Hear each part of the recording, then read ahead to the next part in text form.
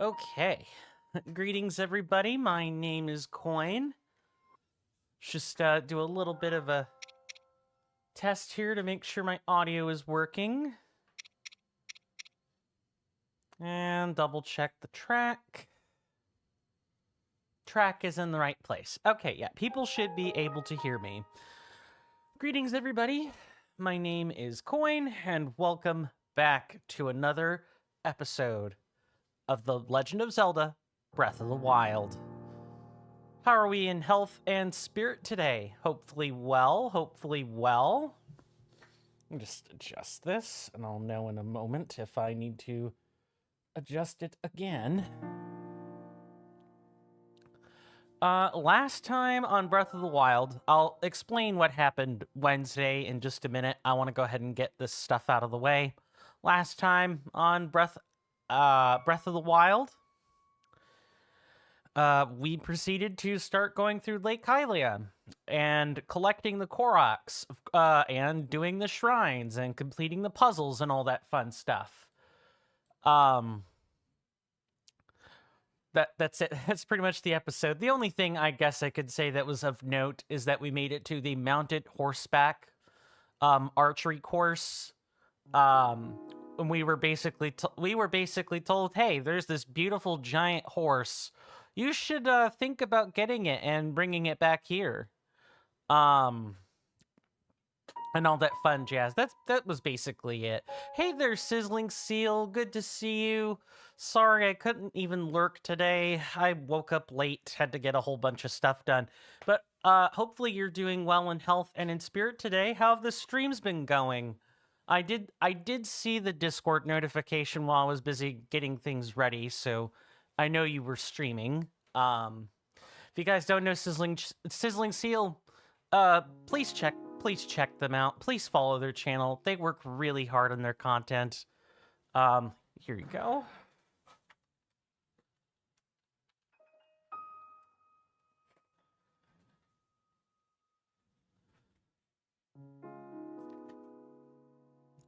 Oh, I know, but I always feel bad when I can't, support my audience in whatever capacity I can. But I appreciate the understanding. I that truly means more than words I could ever express. Really. Let's go ahead and wink this out and go for the other notifications, other bits of bookkeeping I have to do. I'd like to thank Mr. Rowan Darcy and Devious Grace for their continued subscriptions. I really just can't even express how thankful I am to the people on these panels. I put up these panels as a sort of, slight gift back to the people that have contributed here. It's kind of like if you've ever seen those YouTube videos where the content creator has like a scrolling list of Patreon members and things like that. That's pretty much this, but in live stream form. Just thank you to everybody for donating or subscribing in the past. I really appreciate it. Let me see how much I have to adjust things. First and foremost, to my worldwide audience members, I'm gonna start throwing in the American tax, what I call I have to apologize for the state of my country and what it is doing to the rest of the world. As an American who did not vote for this administration, I am truly sorry. That's not an excuse. And as someone who couldn't vote, didn't get the transportation to vote, the onus of our current president is still on me, as much as it is on anyone else who didn't vote and the people who chose to vote for him and for his cabal of sycophants. Just gonna start incorporating that every stream to make it really clear where I stand. It also, filters out the people that are supporting the current administration. It's just an audience filter, as MBT Yu-Gi-Oh would say. Now, I think I mentioned what happened last time, but our current plan for today is going to be to basically go through the mounted archery course at some point, but we're also just going to go through and pick out the few Koroks that are here. There are at least 2 or 3. Then we're going to start working our way through the valley, and hopefully we're going to end up, being able to get into the jungle and start picking out some Koroks. Our plan is basically more of the same. Before I begin, first, I would like to thank people for helping me reach the 75 subscriber milestone on YouTube. What's this emote, by the way? I appreciate that, Sizzling Seal, and thank you for the emotes. Sorry, where was I? Right. Thank you guys again for the 75 subscribers on YouTube. A video aired Wednesday, so if you guys want to keep that streak going, watch the videos, leave comments if and you feel so inclined. If you're not subscribed on YouTube, please do so. I want to get all the bookkeeping done before we begin, because once I begin, I'm not going to want to dredge this stuff up again. 75, congratulations, thanks. I didn't think I'd ever break, 10. I didn't think I'd ever break, 10 or 20. So 75 is awesome. I feel pretty good about that. I do have to record another episode of Amnesia: The Dark Descent, but if you guys like horror, it'll be well worth the wait. I promise I'll try to have it, out by today. As soon as humanly possible. It may not be 8 o'clock. It'll probably be more like 10. But I would like to put the feeler out there, get the notice out, get the word out. What else? What other bits of bookkeeping? Outside of that, I am working hard on other long form content. So just kind of keep your eyes peeled in the Discord for that. We are voting to determine which area we're going to be going to next for this game.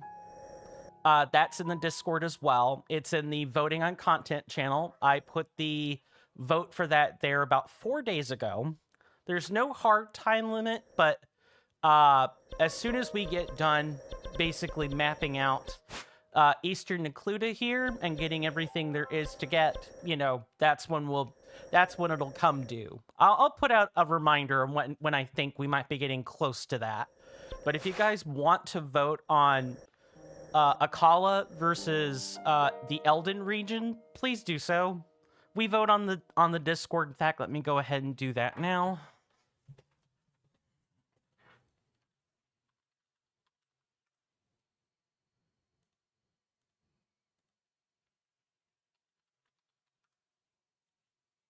We are also multi-streaming, so if people on Twitch and YouTube want to say hi, feel free.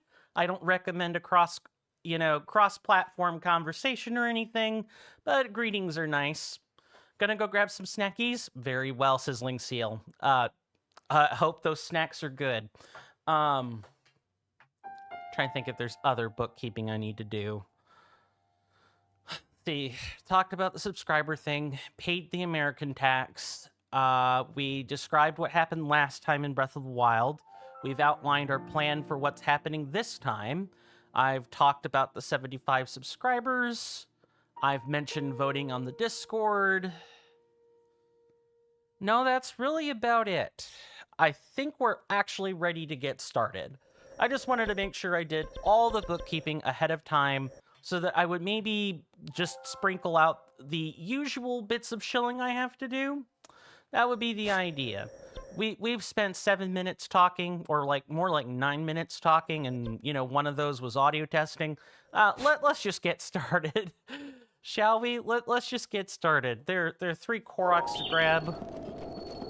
One of which is basically up at the top of this hill, and somewhere along the way we're supposed to find a flower. Yeah. Usually when you see long streaks on the map, on the interactive map, they're usually flowers, or they're flight puzzles. Speaking of, if you guys want to follow along as I grab all 900 Koroks seeds, we are currently over 500 in now. Yep, there we go. If you guys want to follow along, you guys could type in !BOTWMAP. That's Breath of the Wild map to get the interactive map I'm using. I also have a fancier version. For you guys on YouTube, the command is the same, except you use an asterisk instead. Oh. Oops. I just realized that StreamerBot is not connected. Let's fix that. Okay. Let's try that command again.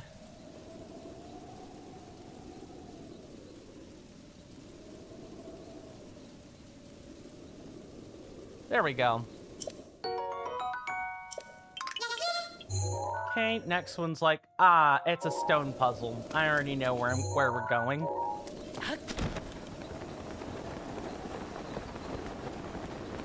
So, my family is entertaining guests, I think outside of the American tax.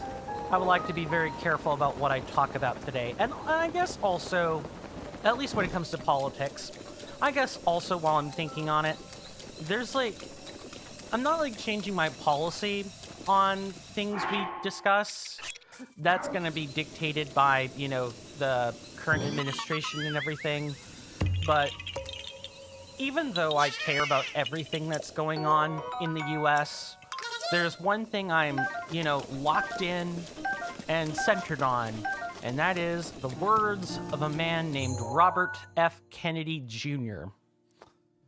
That's the man I'm most interested in keeping an eye on. Him and his wellness farms and all that. Hashtag not sponsored by Cheerwine. Hashtag not sponsored by Pepsi. I suppose it's some other, like, somewhat unrelated bits of bookkeeping. Basically, for those who don't know, there's an individual, his name is Hassan Piker. I know, I've invoked Voldemort's name by talking about him. No matter what you think of him, most people at least know the man's name. The fact that Twitch is on board with him and the things he says, for better or worse, are not going to... They're really not going to spell out good things in Twitch's future. They just aren't. They just are not, like, at all. Make sure I know where I'm going with this. Yeah, I already went too far. It's fine. So I have been trying to cobble together, some more, like, resources for Trovo, because if Twitch goes belly up, I need to have a backup. Another place I can stream that isn't Kick or Rumble. Because those, in America, those would be the places that people would be getting ready to frequent. Are Kick, which has a gambling company associated with it, and Rumble, which is where, you know, far right, alt-right people tend to be. I don't want to be part of that. I would not do well in that space. I do not belong in that space. And so it's just better if I don't. So instead, the most likely participant would be Trovo. And I don't know anything about Odyssey. But as soon as we start getting to Trovo, as soon as we get past Trovo, you know, that's when stream support tools and bots and things become very difficult. They become harder to find. So I would like to avoid that, if at all possible. And I know what some people might be thinking. What about TikTok? First, that has me back. Welcome back. If you don't mind my asking, Sizzling Seal, because I'm a food person and I'm curious, what sort of snack did you end up getting? If there's one thing that's like, that's always a good source of discussion, it's food. Biscuits? And do we mean that me, the American, is going to ask a silly question? When we say biscuits, you know what? I will look that name up. Where's my phone? Because when I think biscuit, it's like this bready. It's almost like it's not quite shortbread, but it's basically like savory, buttery bread. Whereas when I hear other people say biscuit, usually they mean like cookies and such, or like it's usually cookies. I'm thinking about the UK, and typically the UK called crackers. Okay, yes, that works for me. Just basic basic crackers, buttery crackers, or did they have like anything special? Just curious. I'm looking up the name of the brand. I think you punched in there.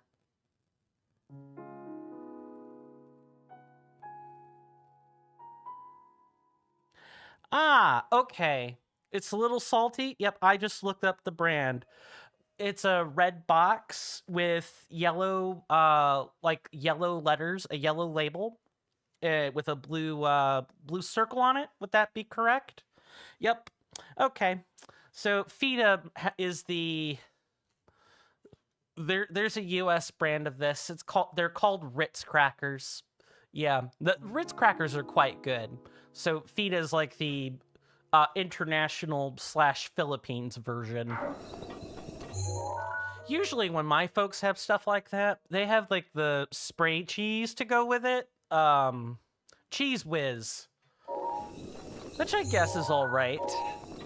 I don't know. Usually when I'm wanting Ritz crackers, I tend to have like a charcuterie board, or meat, cheese, that sort of thing.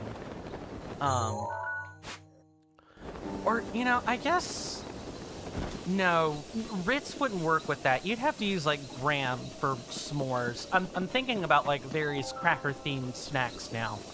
Here's a question I've got for folks, just in the spirit of food, and it's way better than talking about geopolitical events. What is your favorite, like, box snack?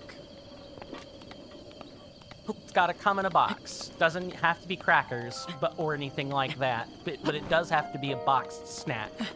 Now, in my case, one of my personal favorites is, chicken in a biscuit. It's a little box with square-like crackers, kind of like club crackers, and they've got a powdered chicken flavor to them. They're pretty tasty, and I realize where we're headed now. Oh yeah, Ritz. We have that too, but only in the fancy grocery stores. Makes sense. It's an American product, and I definitely think Feta is probably also healthier compared to Ritz, but I'd have to do some label comparisons to know for sure. That's usually the case when you look at a lot of snacks in grocery stores in France are like that, where like if the French do have convenience food, it's usually healthier. You don't even want to know? That's completely valid. That is completely valid. A lot of people will be horrified to know the things that are in American processed food, or like convenience foods. I am looking for a rock. That's what we're trying to find here. Might be below and around somewhere. Found it. I thought I would have to go down and around. Lots of American products have like artificial dyes in them. Red 40, yellow 5, blue 3, something like that. To help with color. Even meat. Even US meat has like sometimes dye or oxidation techniques to create the illusion of freshness.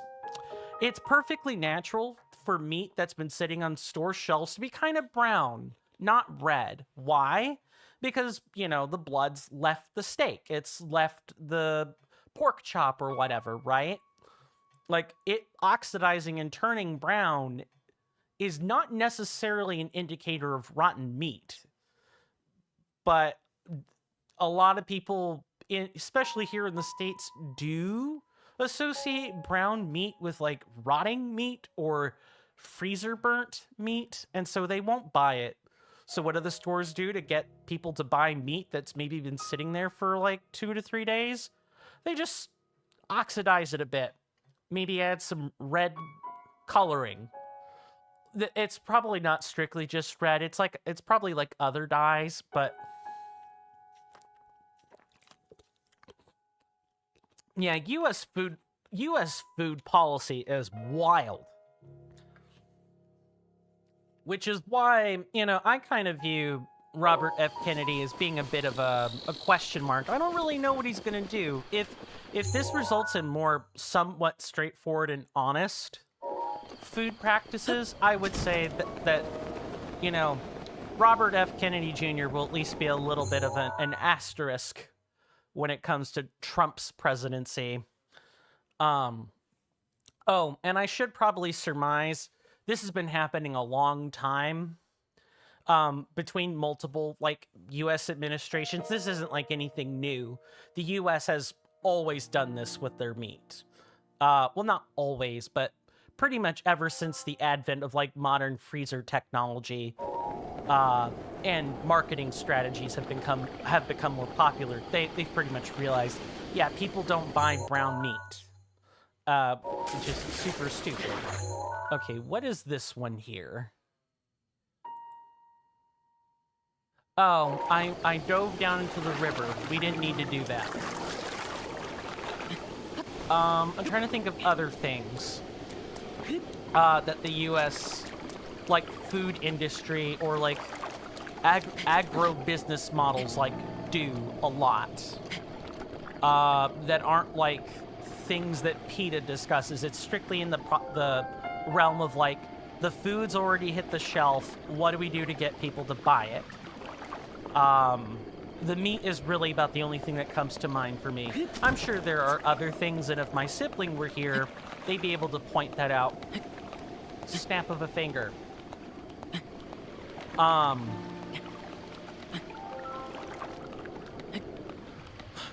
think grapes are kind of like this, where US sometimes, as long as there are, I'm trying to make sure I'm not just spilling falsehoods here.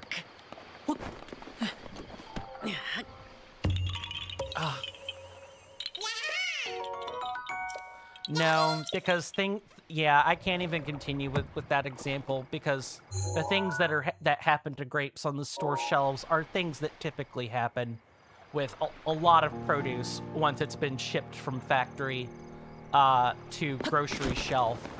I suppose the biggest thing I could probably say is sometimes we find rocks with the produce, just rocks you find off of the road or whatever, that obviously kind of tumbled in from the road into the truck bed somehow, or whatever open bed vehicle. No, I am shocking you guys. Good night. Yeah, the meat is the big one though. And it's just because it's really, really expensive. Oh man, a good choice cut of steak is more than $25. If you want nice steak and not just the typical stuff that people sell you, you're going to be paying top shelf for good steak. Is this gonna be... Yeah, I could see it. It's down there. And I'm willing to bet as soon as we collect the sword, there's gonna be a Korok that comes along with it. It's gotta be a melee weapon. Too bad I can't drop the Master Sword. No? Alright, what the heck is next? What do you enjoy more, recording or streaming? I'm glad you asked that, Sizzling Seal. I got a feeling that the food conversation was getting a bit stale. Pardon the pun.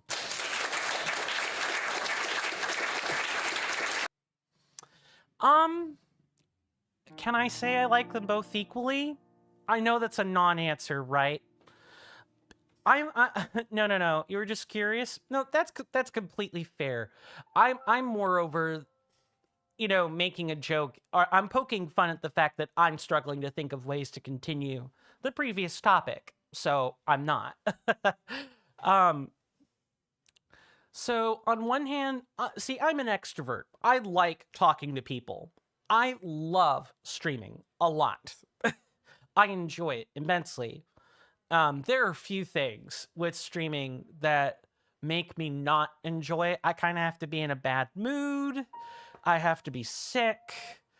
I've had to have had a prior conversation before that didn't go over really well, or I really just kind of have to be in a not good place mentally speaking, for me to not enjoy streaming as much. I love talking to people. I don't think I ever would have met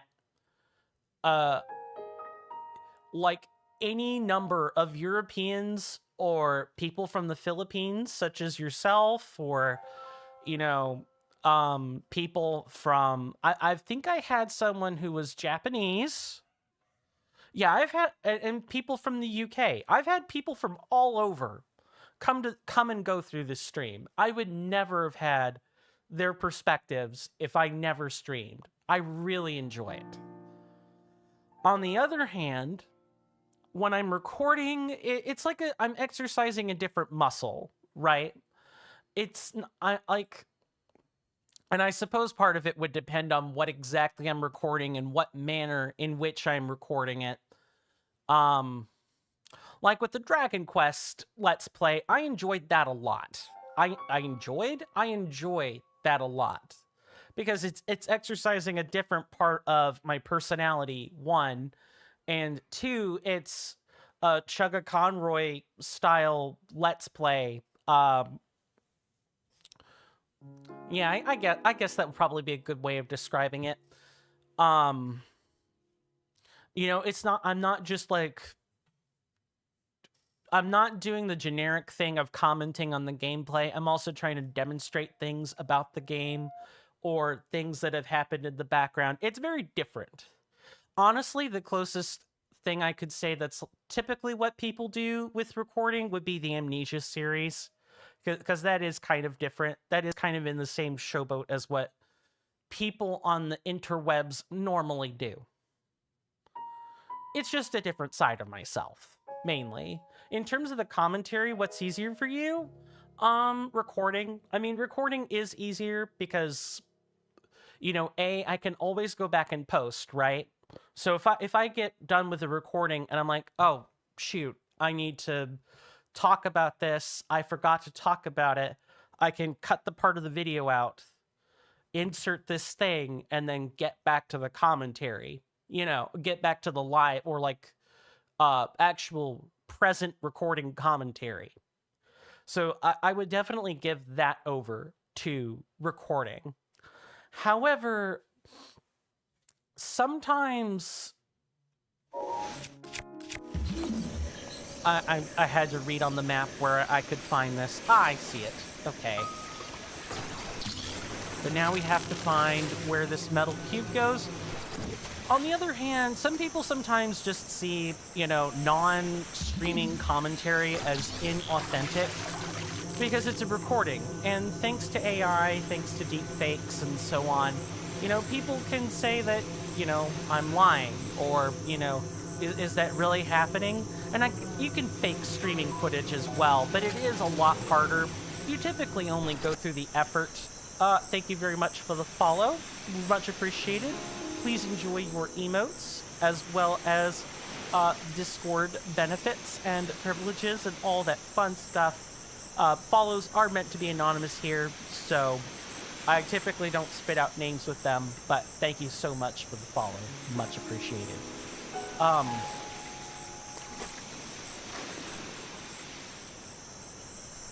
I'm trying to think about where it could pick back up at. I suppose you got an interesting question. Sure, Purple M. M1 Cha 3L. I'm probably gonna call you Purple if that's okay. Because that's, I won't mess that up. But ask away, Purple. Ask away. I always enjoy a good question. While I'm still trying to answer Sizzling Seals, though, I guess I don't really view one necessarily as easier than the other than, recording has an edge, because you can take it back, you can write over it, you can mute it, so on. You can't do that with a stream, but with the stream, it's more authentic. It's like, yes, there's no, I'm not curating a response. I'm not sculpting the perfect lines. I'm not trying to bewitch you with lies or bedazzle you with brilliance. It's more real. What about you, Sizzling Seal? Where do you fall? If you do both, stream and record, what do you prefer? And what about commentary do you think is easier, if and you don't mind my asking? Now, moving to Purple's question, if I could choose to be a hero in a Zelda timeline, what Link would you choose? Oh, there's like a... I'm looking for a metallic puzzle. Hang on one second. I'm looking at this.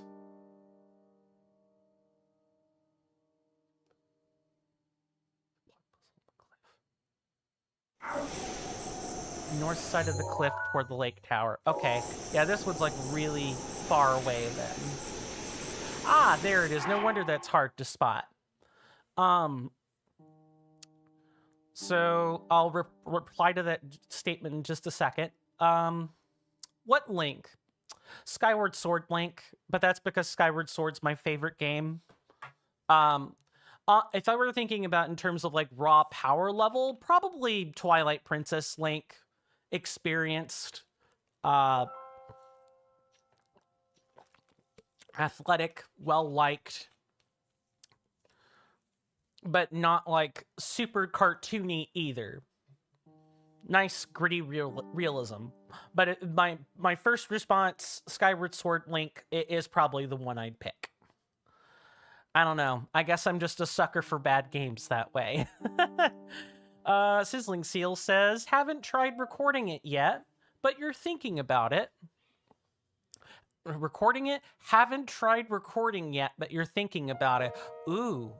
What game are you thinking of recording? Because the thing about recording is you really gotta, like, know what you want ahead of time, and it has to be, you have to be authentic with your recording.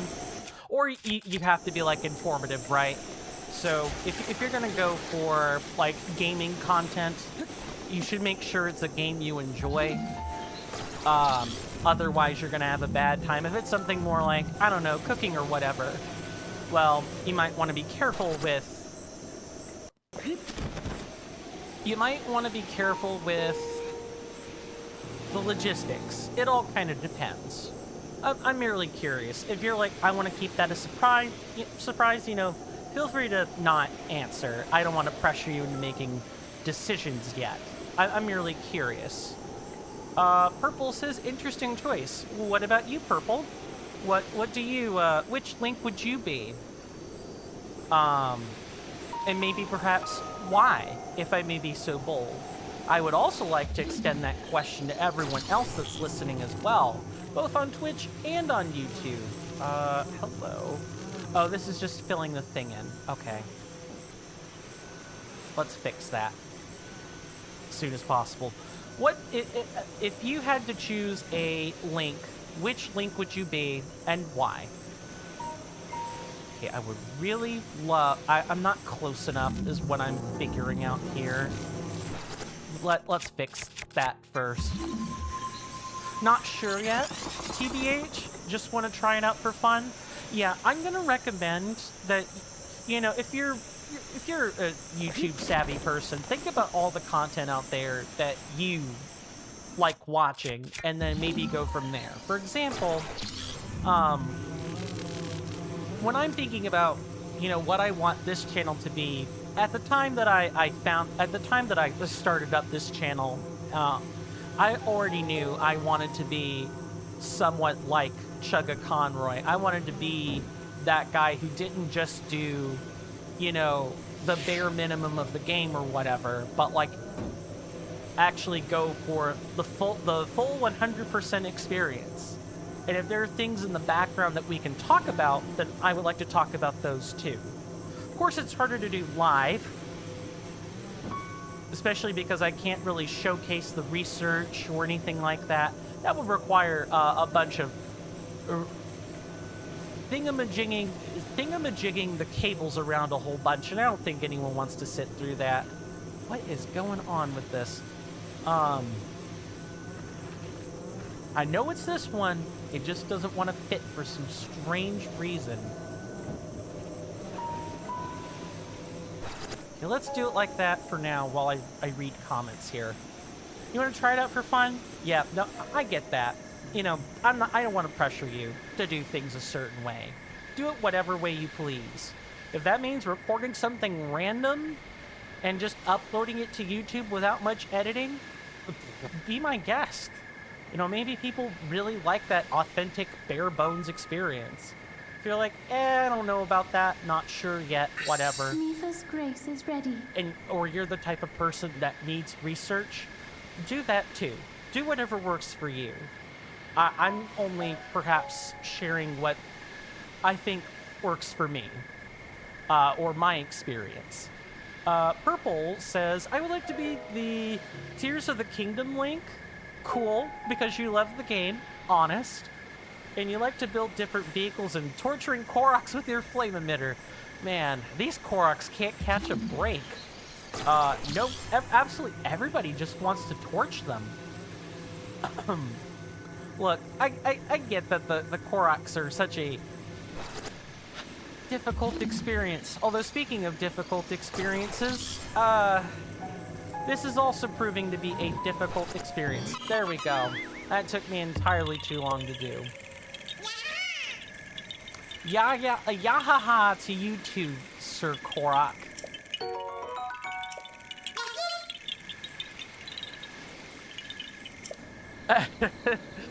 Oh man. Moreover, let me make sure I'm actually replying to the sentence here, not just flailing about willy-nilly. Yeah, and Tears of the Kingdom Link is also Breath of the Wild Link. So it's like the same Link, but stuff's happened. There's like an actual time lapse and all that. After all, Zelda in this game is 17? And she's like 22 in Tears of the Kingdom. So I totally get that. And as well as the, fusing mechanic and Zonai devices. Yeah, I certainly have some respect for that. I don't know. I wouldn't hate the idea of being this Link. Like, someone who's an amnesiac and then has to recover all their memories, and then when they do, they're a stronger person for it. I certainly wouldn't have problems with that. Although the amnesia prospect would be, well, oof. The amnesia would be something else. Let me think about a question I could ask. Oh, I got one. It's in the style... Stop right there, criminal scum! Sure. Thank you for the hype. Yeah, speaking of, like, redemptions and stuff, for you guys on Twitch, if you guys look at your channel point redemptions, anything in pink has an audio clip associated with it. Feel free to press any of them. The ones that are 50 points are just press the button, get a thing. Press a button, hear a sound. That's it. That's all there is to it. For the ones that cost more, they're usually instructions. Like, I believe, destroying my commentary, I think, is like 2,500. Let me take a quick crack at this. Yes. So if you want me to shut up for 5 minutes and just not talk at all, that's gonna cost you a lot.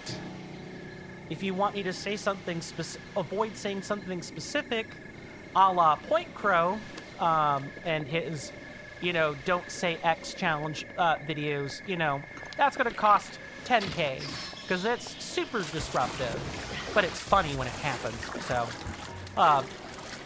just bear in mind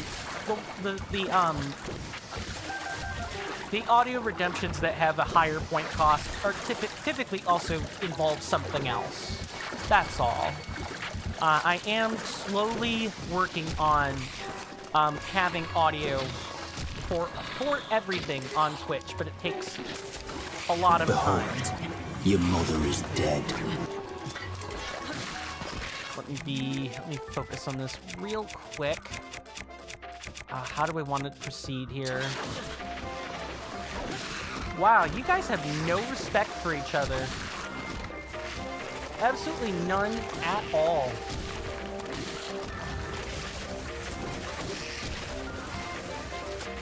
Oh, but please do enjoy pressing those buttons. I quite enjoy them. All of the audio redemptions, for the most... Wow, what a... I can't even, reply straight. Let's try that again, shall we? Most of the audio redemptions are things that I had to splice up and edit myself. For example, The Hold, Your Mother is Dead. I had to find the audio. I had to find a relatively clean version of the audio, download it, open it up in Audacity, and then re-edit it and basically strip out the music, because that moment in Elden Ring has music associated with it. There's just like a native track there at all times. And even then, I didn't really strip it out. It's more like I just, muted it a little bit, really. It's over here. And it's raining, because of course it would be. None of the audio is mine, but I did have to edit it. I did have to, work on it. And I'm pretty proud of my audio edits. There's some of them, like this one, which I'm going to play here in just a second.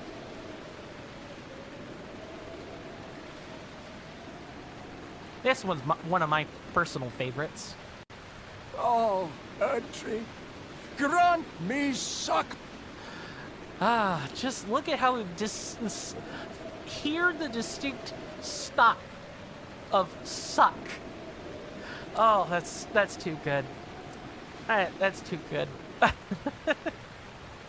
Sorry. Does that make me a little bit juvenile? I bet it does, doesn't it? Which one is this? Yes, but tell me that's not a sublime audio edit, though. Because the actual word that's being stopped, right, is sucker. Oh, Erdtree, grant me sucker. The fact that I could stop it right there before the O starts in is...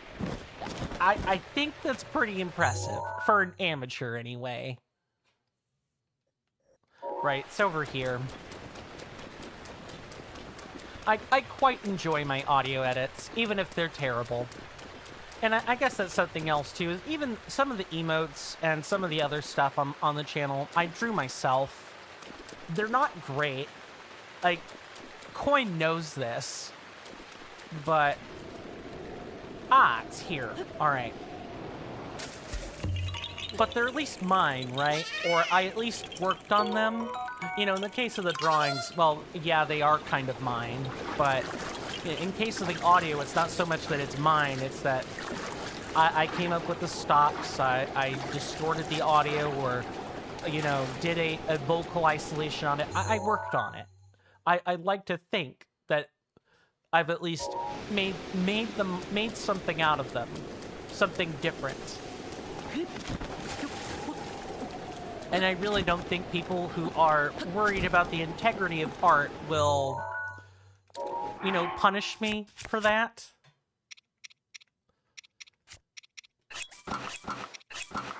Too bad I don't have Rivali scale. That would have made this trivial. I even went up here. I totally forgot about the Koroks seed.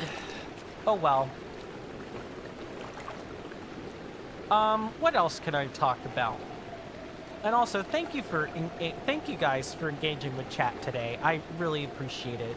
Although, just as a PSA, I also highly value my lurkers. They're very important. Twitch is like 99% lurkers, or like, not 99, but like 95% lurkers. I could just leave, you know, after the game is done pulling me back down each way.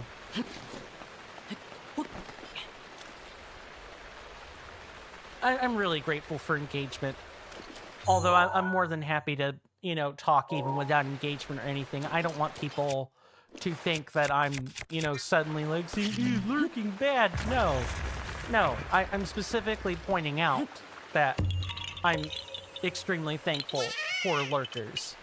Because my channel would not exist without them. Straight up. Alright, let's get back on the correct suit of armor.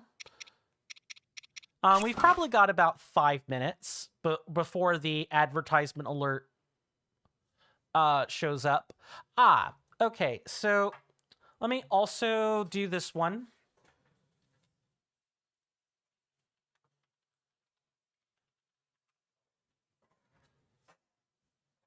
That way you have everything, because Stream Elements doesn't actually have, like, the commands. I've taken all of them out of Stream Elements. The most of the ones you're going to find are actually for Firebot. I really should just, like, fully decouple from... I fully should just decouple from Stream Elements. I don't know. I guess I just don't want to have to think about... I don't want to have to think about what the YouTube, what streaming to YouTube is going to look like if I try it. That's all. It's like a logistics thing. Don't break what ain't broken, right? Gab, you've been here for quite a bit now, almost 3 months. Thank you so much for sticking around, Sizzling Seal. I really appreciate it.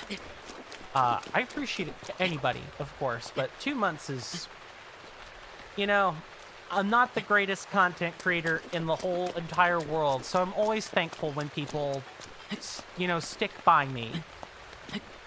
I want to do my best to make sure that I'm, you know, entertaining people and providing a place, providing a good place to either chill or hang out or you know, talk the serious stuff. I want to make sure I'm doing that.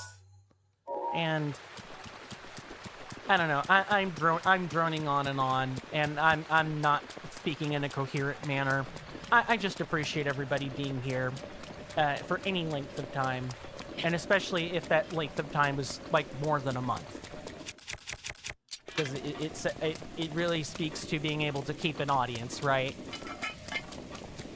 So thankful. I don't have any news.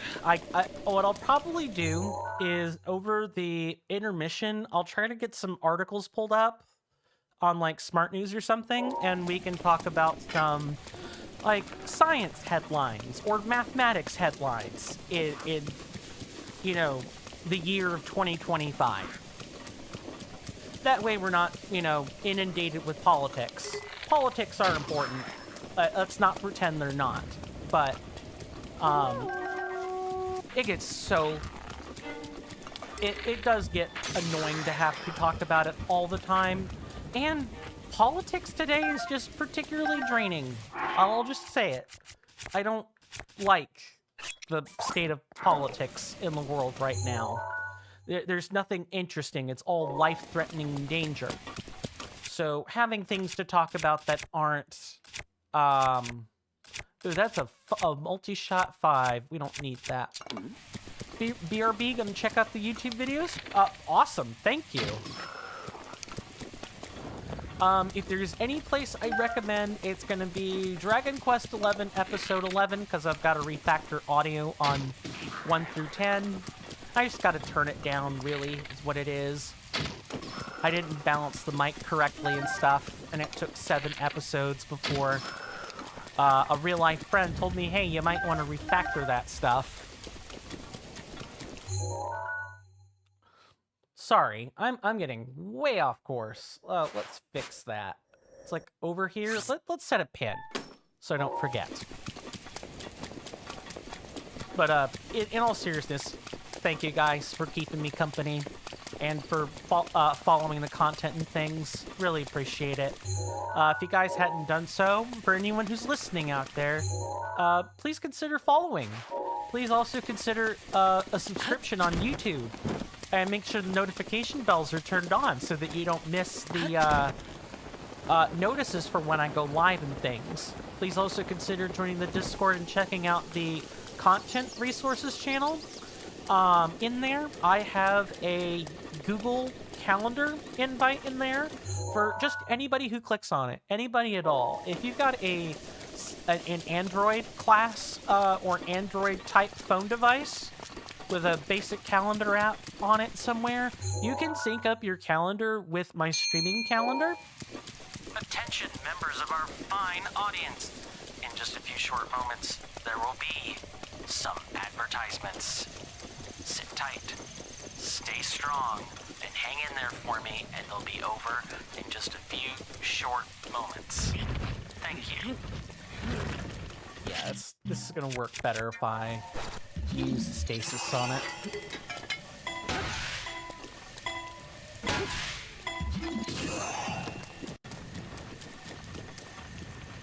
There we go. That wasn't too hard. But long story short, I do have a calendar in the content resources channel, and if you've got an Android device, you can sync up to it. It's pretty easy. I can even walk people through it if they want. I have no problem doing this because that calendar, you know, for the most part, I usually keep it pretty up to date. Yesterday and Wednesday were not my finest hour, I'll admit. So I feel like the calendar definitely lied to people then, but it's like accurate 95% of the time. Usually accurate 95% of the time. Okay, know what we're looking for here. Along with the Discord, you know, just most of everybody's benefits are Discord derived. Gale is now ready. Come on, Link. Come on, Link. I'm gonna have to make another pass. Dang it.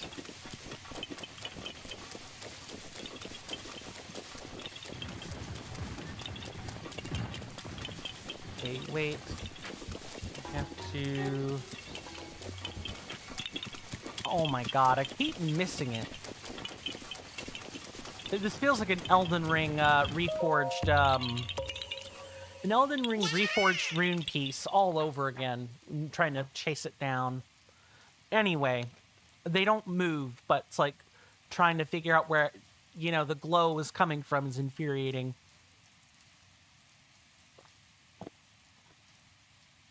Now, everything is, I do have an intermission screen that'll be coming up in around 3 minutes. It is based on the real world clock, so don't pay attention so much to the stream time. Normally, I would have it timed to go off about every hour, but for me to schedule things the way I need to schedule them, it's best if I use the real world clock. There will be 3 minutes of ads during the intermission break with a timer. Once the timer is up, it'll disappear from the screen, and you guys can easily expect me to come back then. Usually I'm usually good about that. Sometimes I'll have a logistical thing come up, but I explain myself when I come back. But because of the fact that I run 3 minutes of advertisements, I recommend that people, you know, go stretch, go take a break, you know, go grab a snack, or do what Sizzling Seal is doing and, you know, watch one of my videos. I jest. 3 minutes is a bit short for that, but I think the next one is rolling a boulder. Yeah, sure is. If I'm not careful, I'm gonna push this. Oh, it works. Never mind.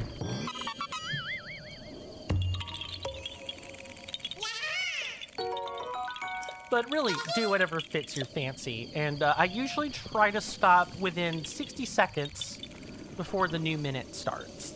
Usually.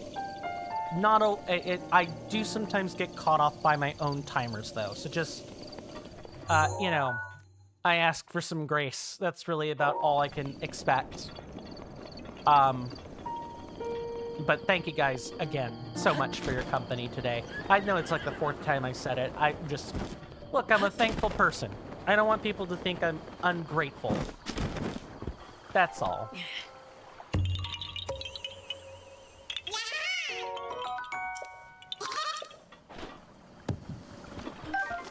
Okay, I'm gonna chill on commentary until we get back, and I will immediately pause the screen as soon as the 2 p.m. mark shows up. See you guys after the ad break.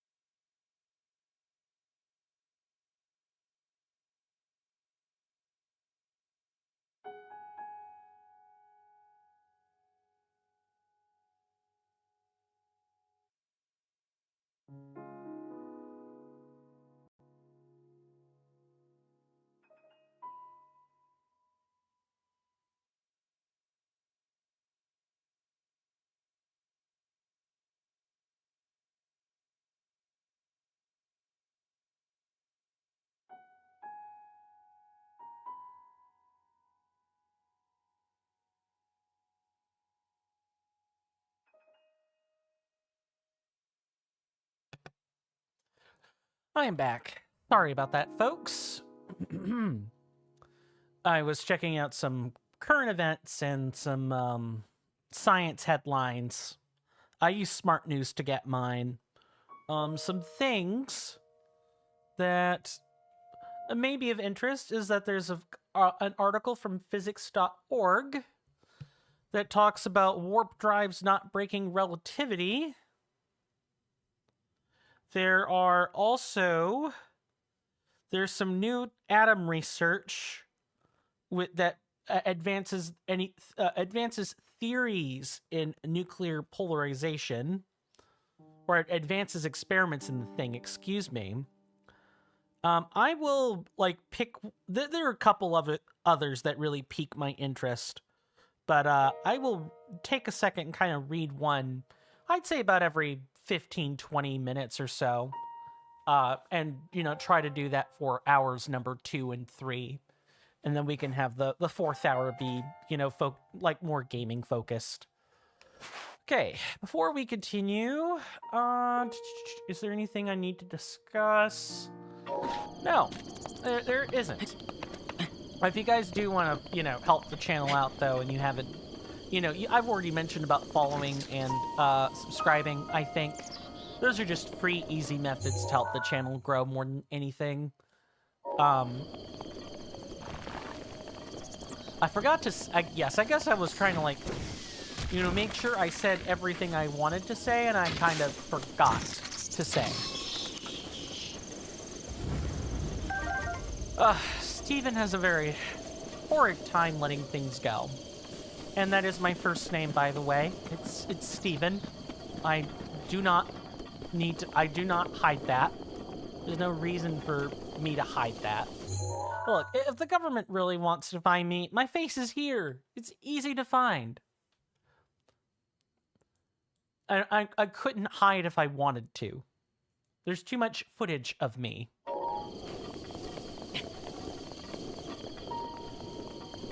Now, I'm not going to spit out more than that, but I suppose some things about me that I think may or may not be relatively interesting is, although I don't claim it, like, i.e., I'm not gonna hide it, but I don't lay claim to my heritage. I am the grandson of a Scottish immigrant to the U.S. And my family is part of the Douglas clan in Scotland. Now, again, I don't lay any claim to it, nor will I speak on the veracity of what my sibling or my mom will claim, or I won't be speaking to whether or not they claim it. That's for them to say. But I have made up my mind. Even if I leave the U.S. somehow, let's say I'm successful in leaving the U.S., I won't be. Deck 2 stacked. But if I could leave, I still wouldn't claim it. I still wouldn't claim it. I haven't earned it. I don't even have the DNA test to prove it. I guess here's a question I can ask that's maybe a bit more in vein with the real and the personal.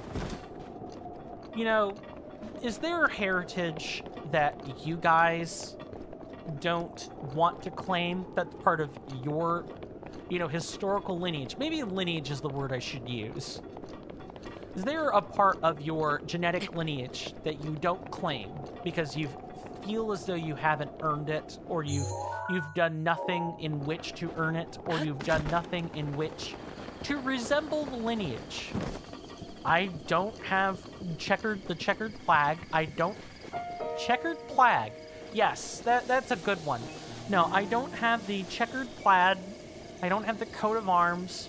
I don't know the Douglas coat of arms. I know nothing of the sort. Oh, okay, hello. Yeah, I guess we're getting that at night. Cool. For the time being, let's go to the beach.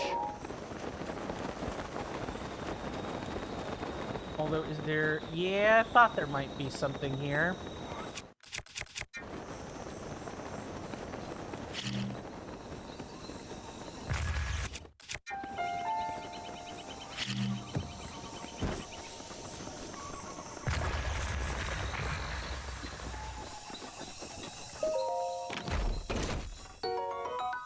Hello.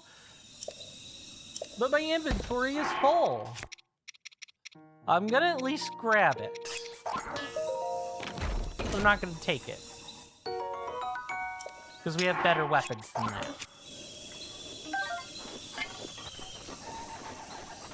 I could, if I really wanted to, I could get the genetic testing which is what my sibling and mom have both done. They've gotten the genetics. They can actually lay claim to that. And they can lay claim to their Scottish heritage.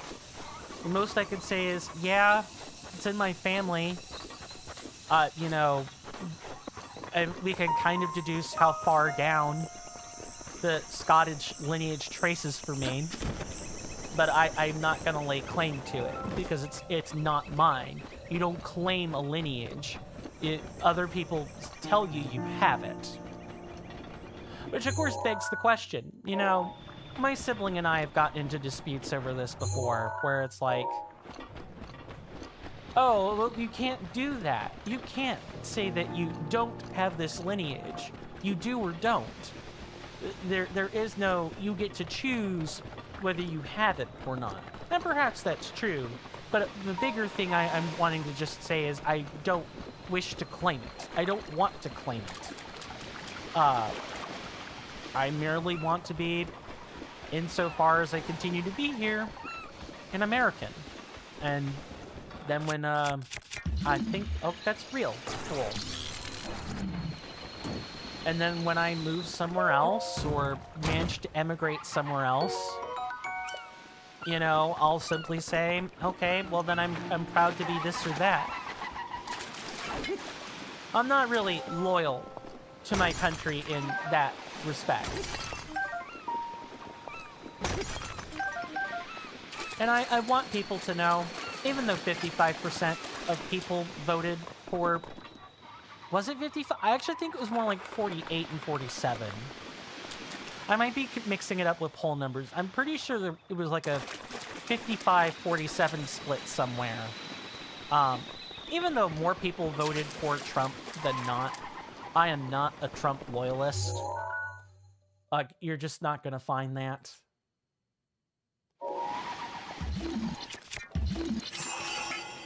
Let's get that out of here.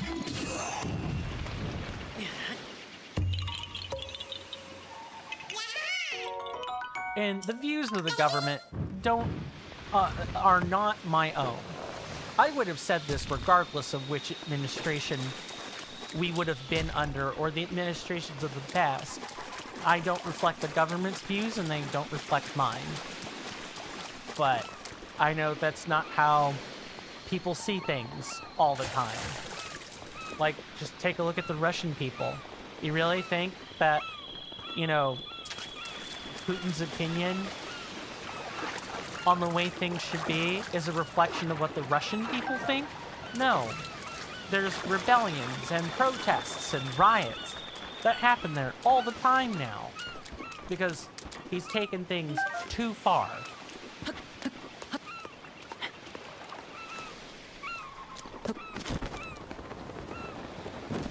I'm not going to sit here and say that Russian people are worth any less or worth any more respect than an American citizen, or that we're somehow worth less respect just because of our nationality. I think that's super stupid. And it leads to the chips on the shoulder that lead to the political landscape of today. Because things are inherently political. Not only are they inherently political, not quite the right set of trees. Not only do things intend to be inherently political, but people are emotional creatures and don't like... People are natural xenophobes. Just natural. Like, if it turns out that the difference maker is a hostile difference, people will cast others out.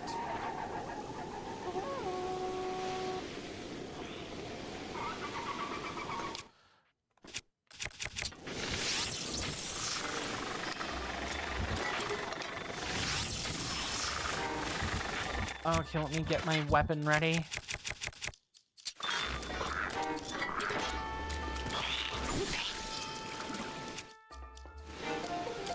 And you can stay frozen there for a sec, bud.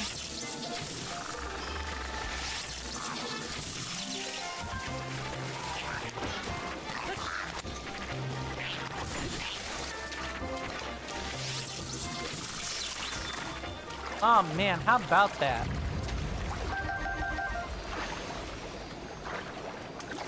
Maybe you guys shouldn't pick fights with people you can't win. Anyway, I just want people to know that these are going to be some dark times in geopolitical history, and people need to be prepared for that. But I don't want people to also then turn around and, you know, forget their humanity somewhere along the way, because I think that's really easy to do. Again, people are monistic creatures. They just are. They tend toward tearing people down they dislike and building up and idolizing and worshiping people that they do like and do agree with.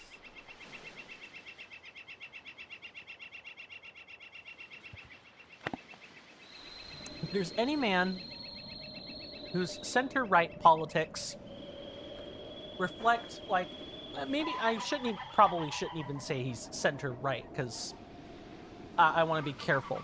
But there's a man named Josh Strife. He has, like, several YouTube accounts. And there's one called Josh Strife Says. And there was a particular video in there that I really resonated with, in the sense that he said the quiet parts out loud. Dad Josh mentioned. Sorry. That may be a sore point for a lot of people. It's just,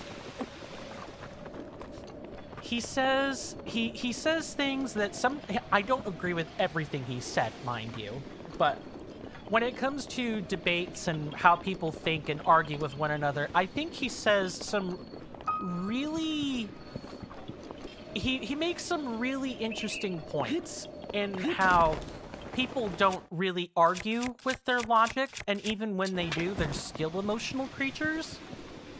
That's the part that really stuck with me. And thinking on my own lived experience has kind of shown me how true that is, right? Let's think about it. There's this concept in, you know, persuasion and in like public communication courses called the boomerang effect. For those who don't know what that is, make sure I've already passed the Koroks seed. The boomerang effect basically says, if you start out by attacking a differing point of view of a particular person's interest, if you're discussing something with someone and you start out by disparaging the thing they believe in, or even just cautioning them on what they believe in, even though what you're saying is correct, there's good reason to be cautious. That person will never agree with you from then on, because they already don't like you. Like, you've said something in which they dislike. You need to make them like you first. Of course, I think that philosophy has its limit, right? Sometimes you just gotta be able to talk to people regardless. Making sure, as soon as I finish this sentence, I'll get to the first headline I wanted to talk about. If people can't come to some kind of mutually beneficial understanding, trying to have more or less cordial discussions are going to be difficult. And I guess a lot of that is also true in customer service as well. Because if you're dealing with a customer, let's say you're working for like a power company, right? You are responsible for dishing out or making sure that people have their electricity. If someone hasn't had power after a storm has taken out that power for like a week, they don't necessarily want to hear you when they go to call you and complain to you. They don't want to hear, you know, oh, hey, you know, we're working on it. They want to hear you affirm that their situation is pretty shitty. It's awful. Like, agree with them. You know, then say, okay, how can I help you? And then this is what we're doing to currently try to get you out of it. I guess this is discounting the other person's reasoning, right? Like, that's the thing about psychology or, you know, persuasive and philosophical theories.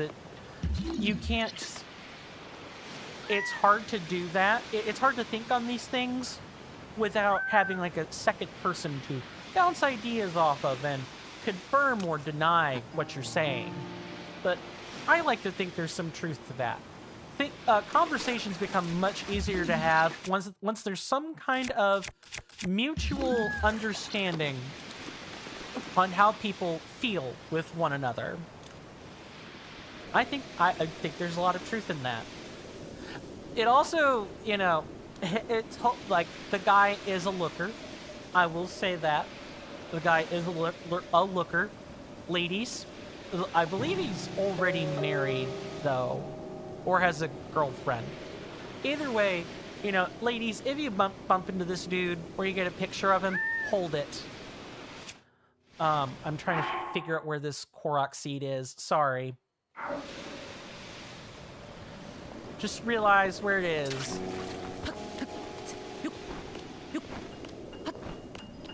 If there's any man's physique I would want to copy, it's his. If I could just graft a new copy of it on myself, I would.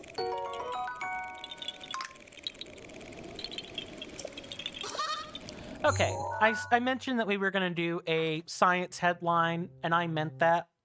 It could have been a technology headline as well, but I think the sciences have the most opportunity to uplift people or remind ourselves that even though things are shitty right now, things are awful in this world, there's still some good to come out of it. And we can't lose faith in humanity, because when scientific progress stagnates, you know, a la the Fallout universe, then we're going to have people, you know, shilling more crazy theories than just, you know, beef tallow is good for you. Or whatever. So, one of the headlines that really interested me was from an article by Interesting Engineering. In it, the headline reads, "Muonic atom research breakthrough advances nuclear polarization experiments." Researchers at the University of Queensland, this was put out an hour ago, so it's a recent article. Have the researchers at the University of Queensland, UQ for short, have successfully addressed a major uncertainty that has previously limited the precision of experiments involving muonic atoms. I feel like we need to take a small detour and, you know, just get everybody up to speed on what that actually means.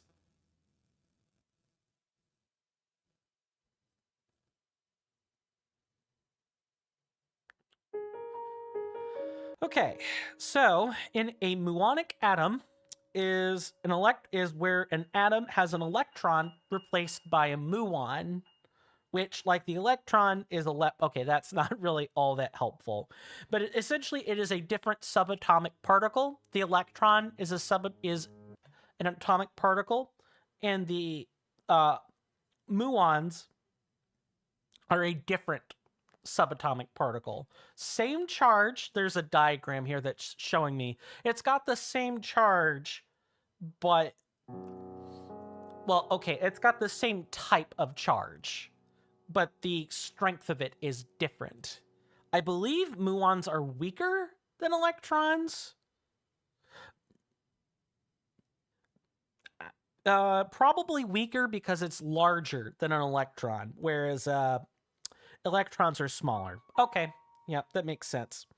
So it's experiments involving a different kind of atom, basically. They demonstrated that nuclear polarization does not impede the study of muonic atoms. It clears a major obstacle that had previously limited experimental progress. This opens the way for new experiments that will deepen our understanding of nuclear structure and fundamental physics. That was said by the Associate Professor Yacinda Gingies from the School of Mathematics and Physics, who led the research team. The team has successfully combined theoretical models with experimental data to prove that the impact of nuclear polarization on the hyperfine structure of muonic atoms is significantly less than previously thought. So basically, there's a lot more that's said in here, but the thing I think is really cool is that there's atoms that I never knew about.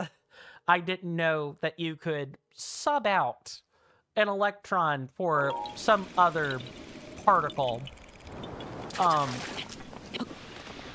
And I also didn't know that, there were experiments being conducted on them.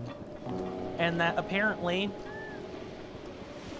polarizing the nucleus of a muonic atom is necessary to get the experiment started. I think all of that's really cool. Even though I don't really know what the impact of muonic atoms is yet.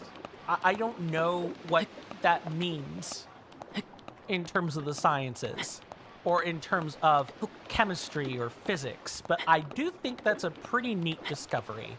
I do think I'm calling a experimental procedure discovery. Let me change the wording. I think the fact that let me also make sure I'm actually headed toward yeah, we're basically in like the right ballpark.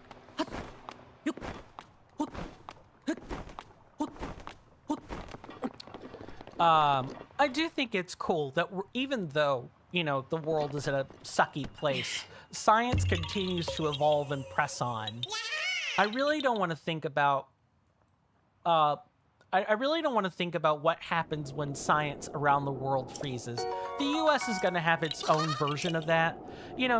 China also went through a similar thing with its sciences during the revolution with Mao Zedong and so many others.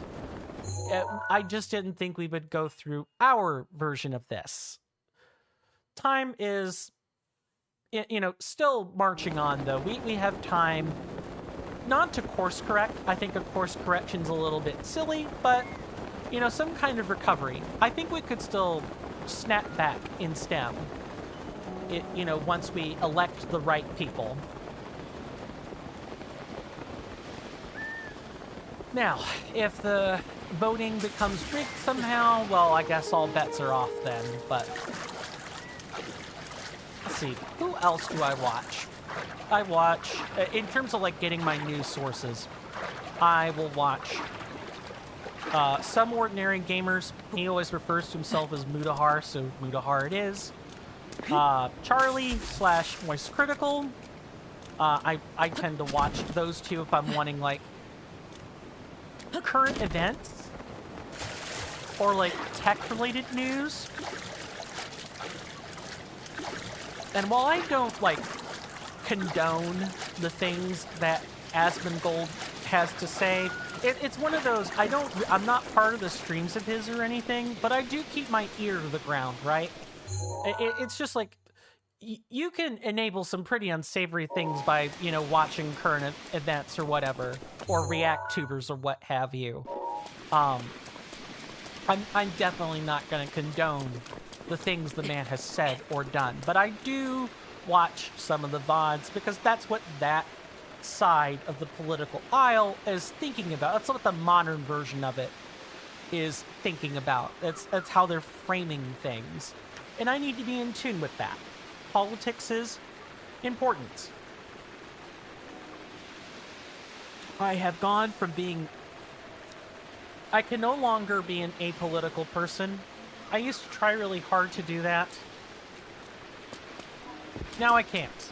Instead, what I have to shoot for is political but non-partisan, as much as I reasonably can. I hate it. I hate it. It sucks. It's awful, but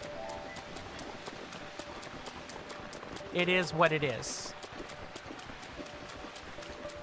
If Kennedy had never said the things he said, good chance I might still try to be apolitical. But Kennedy just decided to involve the mentally disabled, the mentally ill. Ooh, hello.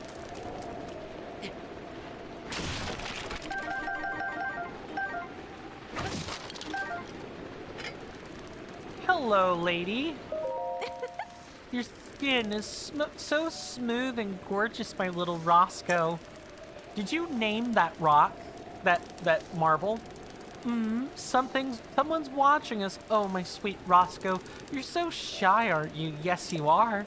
Why not proudly show off your beaming beauty, my darling? You really must come out of your shell. The person watching looks like he wants something. Maybe he's after...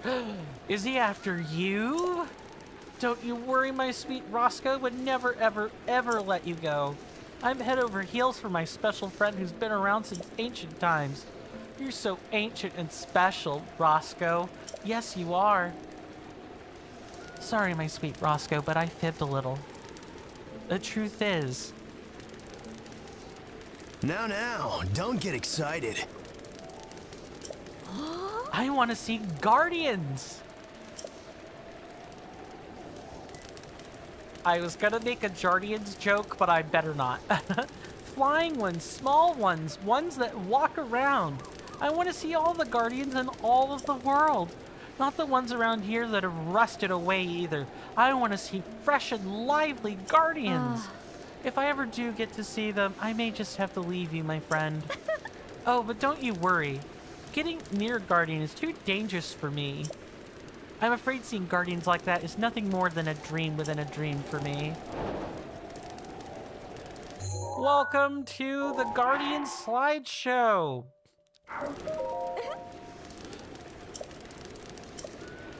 We have to... I'm gonna put a note here. At some point, I will, definitely, Oh shoot, that's already too late. We'll have to try to get that Stalnox on our next go-around. Let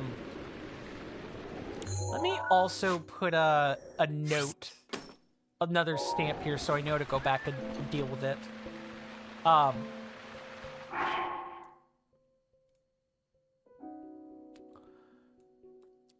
essentially what we have to do now is we have to take photos of each of the Guardians, probably while they're moving, if anything. We can't find a, what did she say? Flying ones? A flying Guardian and a small one, and one that walks around. So I think she wants a picture of a Guardian Scout. A Guardian Scout, a Guardian Skywatcher, and a classic Guardian. If we look at this... Small ones, flying ones, and ones that walk around. Yeah. So we're not getting this until we do that. Cool. Alright, in the meantime, though, we've got Koroks to collect. But I suppose before that, we also have another headline to read. This one I hope will make a little bit more sense. Where did I spot it?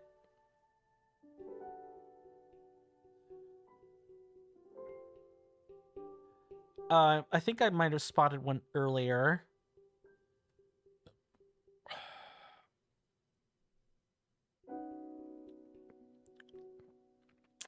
Another one from physics.org. This headline reads, "The Origin of Life."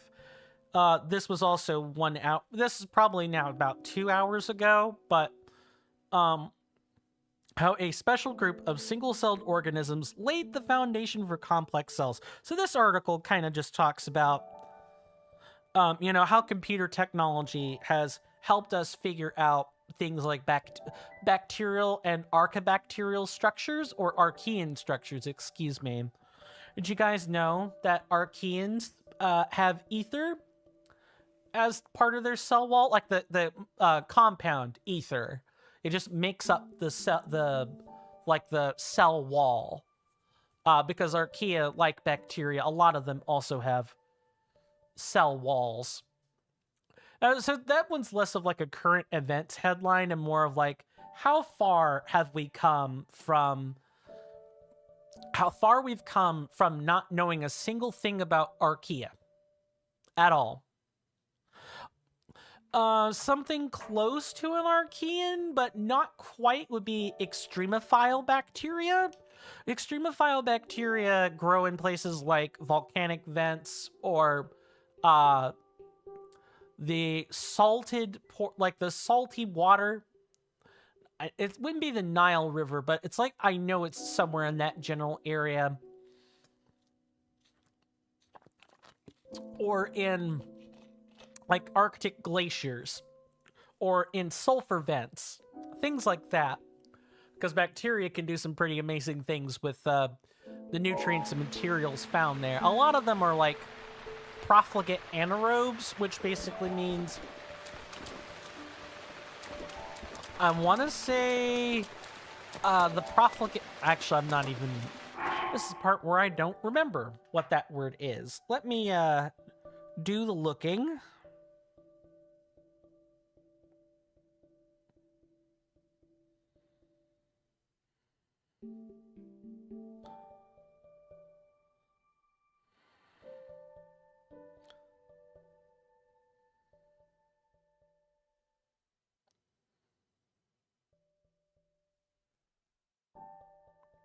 I don't know why I was saying profligate. I'm thinking of facultative, an anaerobe.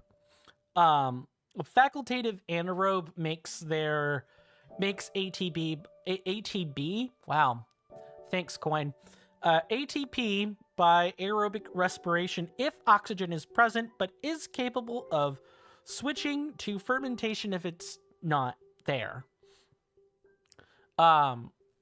Facultative anaerobes are hybrids, basically. Sometimes archaea are like that. Sometimes they're strict anaerobes, meaning if they're put into an environment with oxygen, it kills them. Which is unfortunate, but that's life. And it's not like bacteria and anaerobes feel pain. There aren't nerves there. It could be a tragic loss of life, or an unfortunate loss of life, but not, again, these things don't feel pain. It's like, hold on. Yeah, I know, hit me with the rock. Alright, I've had enough.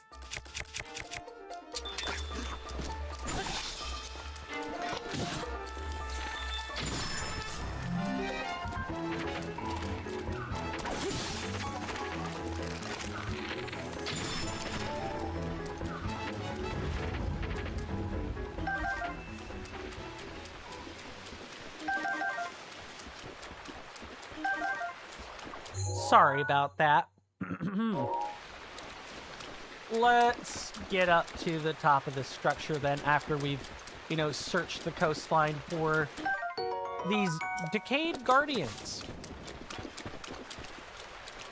Oh yes, this coastline, Puffer Beach, and the Como shoreline, they have like rocks hanging off the ceiling, like ore rocks or deposits that you can only get by blowing them up with bomb rocks and so on. Let's go ahead and change armor.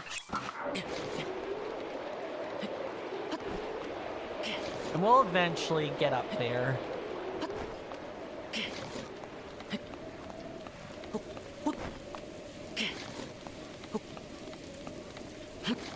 Careful.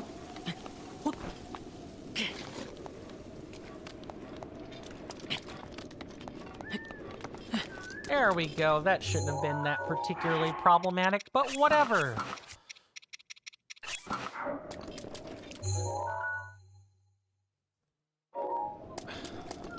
Trying to think of things to talk about.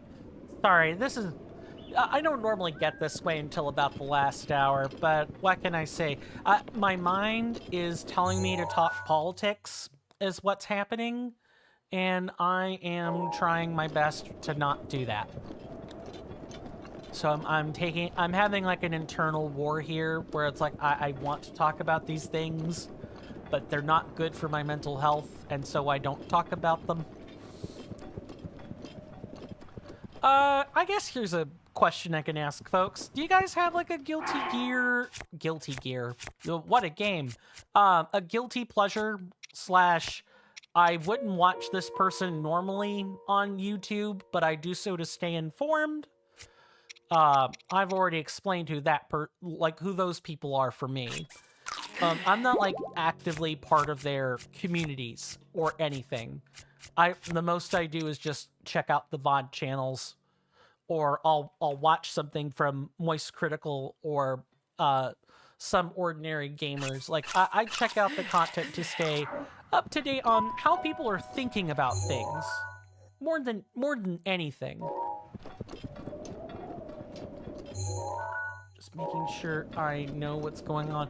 This has got to be under the shelf here. I'm going over all of Hylia's like green earth to find it. It's probably under here somewhere.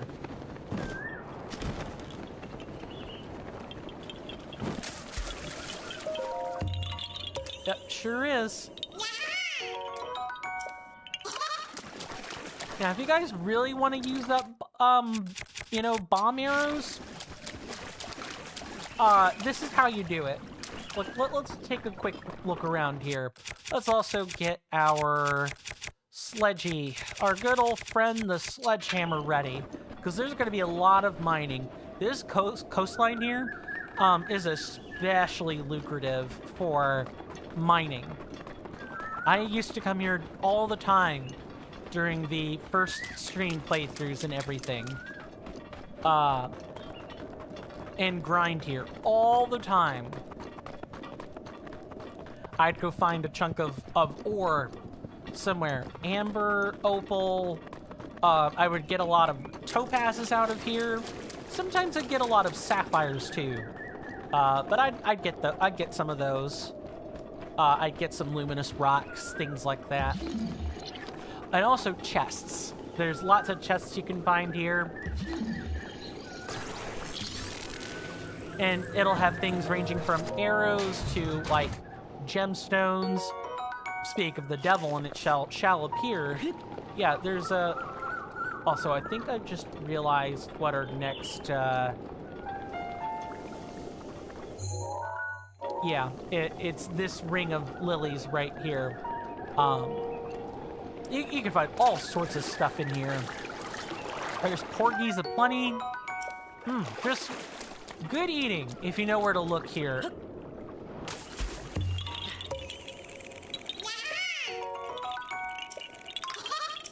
And it really helps that the coastline is such a pretty place. It's so serene, it's so quiet. Like, my favorite, like, biome in a game is usually either the ocean or the mountains. More over the mountains than the ocean. Oceans are kind of like an overdone thing, but I do enjoy coastlines. I would almost actually go so far as to say mountains and oceans are kind of like neck and neck for me. I enjoy, and I especially enjoy underwater environs. I guess I like those more than I like mountains, really, but not every game does underwater. You kind of have to take it where you can get it. Okay, someone... it's like over here.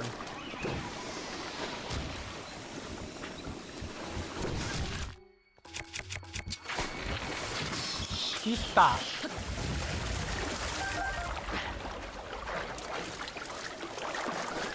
There also aren't just chests in here. There are also, let's aim underfoot.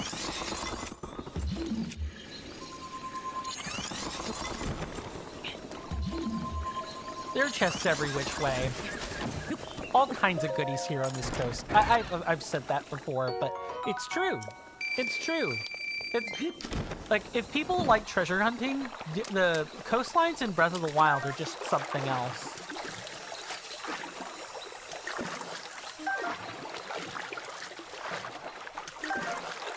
Oh.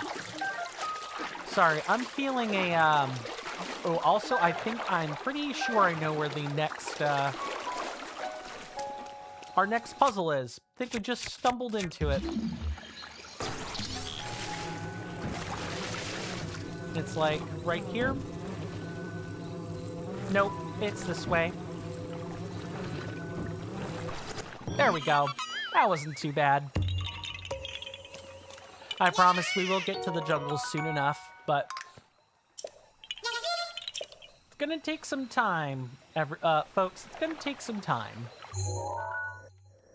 Speaking of which, do we want to go down the entirety of the shoreline? No, I kind of want to return over here. Yeah, let's change how we sweep it up. So yeah, let's go this way. But before that,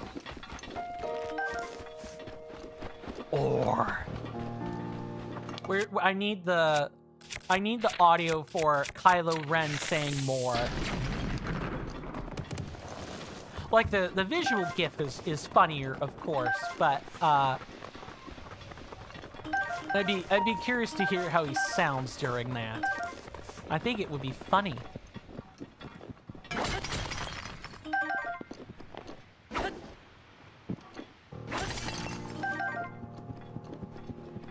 Yeah, there's a popcorn kernel stuck in my tooth, and it's really, or like in the gum line between where one of my molars is. It's really bothering me. I might take a pick to my mouth after during the next commercial break. Yes, and I owe you guys one headline.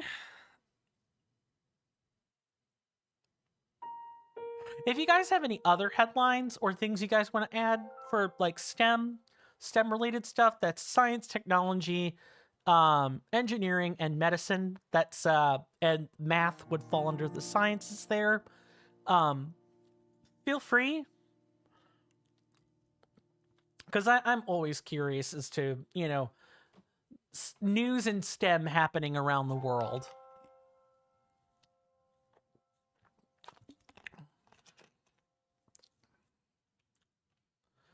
Let's see, what headline can I find for you guys?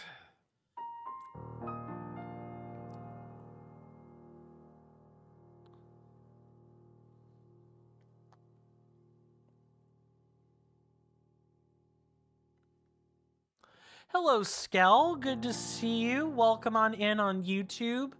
How are you doing in health and in spirit today? Hope you enjoy your stay. Let me go ahead and make sure I've got the correct activity feed on. I'm in the midst of reading a headline from a STEM article right this second. I'm not finding anything that immediately pops out at me. I'll find one over the course of the break, and I'll definitely read one after I return from it. I am doing just fine, Skell. Thank you for asking. Health good, spirit as well as it could be, given the current geopolitical climb more than anything. I'm curious. Feel free to answer or not, your choice. But how familiar are you with Breath of the Wild? Do I remember Thistle? Like a person's name, Thistle? If so, no. Or at least not off the top of my head. My memory has definitely gotten worse over the ages, I do have to say. Let's go ahead and get the climbing gear on for this part. Why ask, Skell?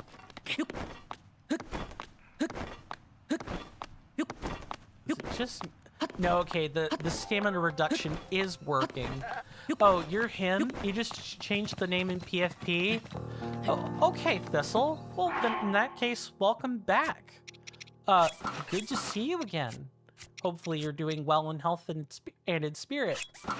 Hope you enjoy the stay. I'm trying to, like, rack my memory. It probably has been a while since we last talked. But how are things in your part of the world? And yes, as a reminder, we are multi-streaming on YouTube and Twitch. So if you guys want to say hi to each other, please feel free. But I don't recommend doing more than saying hi. Just because cross-platform conversations are, or can be, incredibly annoying. Now, if I were using like actual multi-stream, and not just like, oh, I'm projecting a stream in 2 places at once, I would say, okay, yeah, multi-streaming is fine, or having a cross-platform conversation is fine, but using Restream.io, you actually have to pay for that. I can't afford to pay for it, so I'm not using that. Instead, I've kind of like thingamajigged my stream to my OBS to stream in both places at once. And I'll soon be adding Trovo to that mix as well. I just got to think about how I want to dress up the channel and everything. That's really the only thing holding me back from streaming in Trovo. And I want to, like, see how the platform operates first more than anything, because Trovo has lots of shiny buttons, man. It was when you were looking for Koroks in Hyrule Field. Ooh, that was some time ago. That had to be, what, episode, like, 8? Yeah, that was, like, over 2 months ago. I'm sorry if I don't have a clear memory of you, Skel. That's not... please don't take it as anything personal. It's just been a while. What episode am I on now? I am so glad you asked. We are on episode number... It should be 35. Let me double check. Yep, episode 35. I don't mention the episode numbers in the stream titles. So I guess that's kind of hard to keep up with, but how do I word this? People have moved away from including numbers in things unless it's just kind of been a pattern for them. Nintendo Capri Sun is a good example of a YouTuber who puts the number in the title, and that's just what he does, along with everything else. Yeah, it's the meta thing. Apparently, people experience hot amounts of FOMO if they see a numbered title, and so they don't click on it. They just don't do it. They're like, I want to watch from episode 1 so I understand everything. But by the time they finish watching, the stream's already over or the video's already over, and they just... Yeah, they FOMO themselves out of watching something, so... The current meta is to put it in the thumbnail, and then don't do that, and then put it nowhere else. Strange, silly thing, I know. That's just a meta conversation. Things to think about, Sizzling Seal, if and when you get ready to record and post something for YouTube, is if you're thinking of doing a numbered series, think twice. Moving back over to YouTube. You did miss quite a bit. We've beaten 2 Divine Beasts. No, when you came here, it would have been during like episode 8 or whatever. So we would have at least beaten Va Meadow back then, because that happened in episode 6. So yeah, 1 Divine Beast, 50-ish shrines, and probably about 350-ish Korok seeds. I think that count sounds about right, given how many Korok seeds we've uncovered total, and how many actual shrines we've managed to uncover, which I think is almost approaching the mid-70s mark. Where is... Okay, there's supposed to be a rock. It better not be up there. Have I beaten Ganon? No. We have not even gone for a 3rd Divine Beast yet. So there's still plenty of content to catch. Just trying to keep a running tally on everything we've done so far. We haven't gone into Hyrule Castle early for weapons. We've not beaten the horseback archery, the mounted horseback archery course. All shrines? Nope. We're probably at... Please don't fall down there. Please don't fall down there. Oh. It's gone. Link. Okay. Sadness. I don't think that rock comes back either.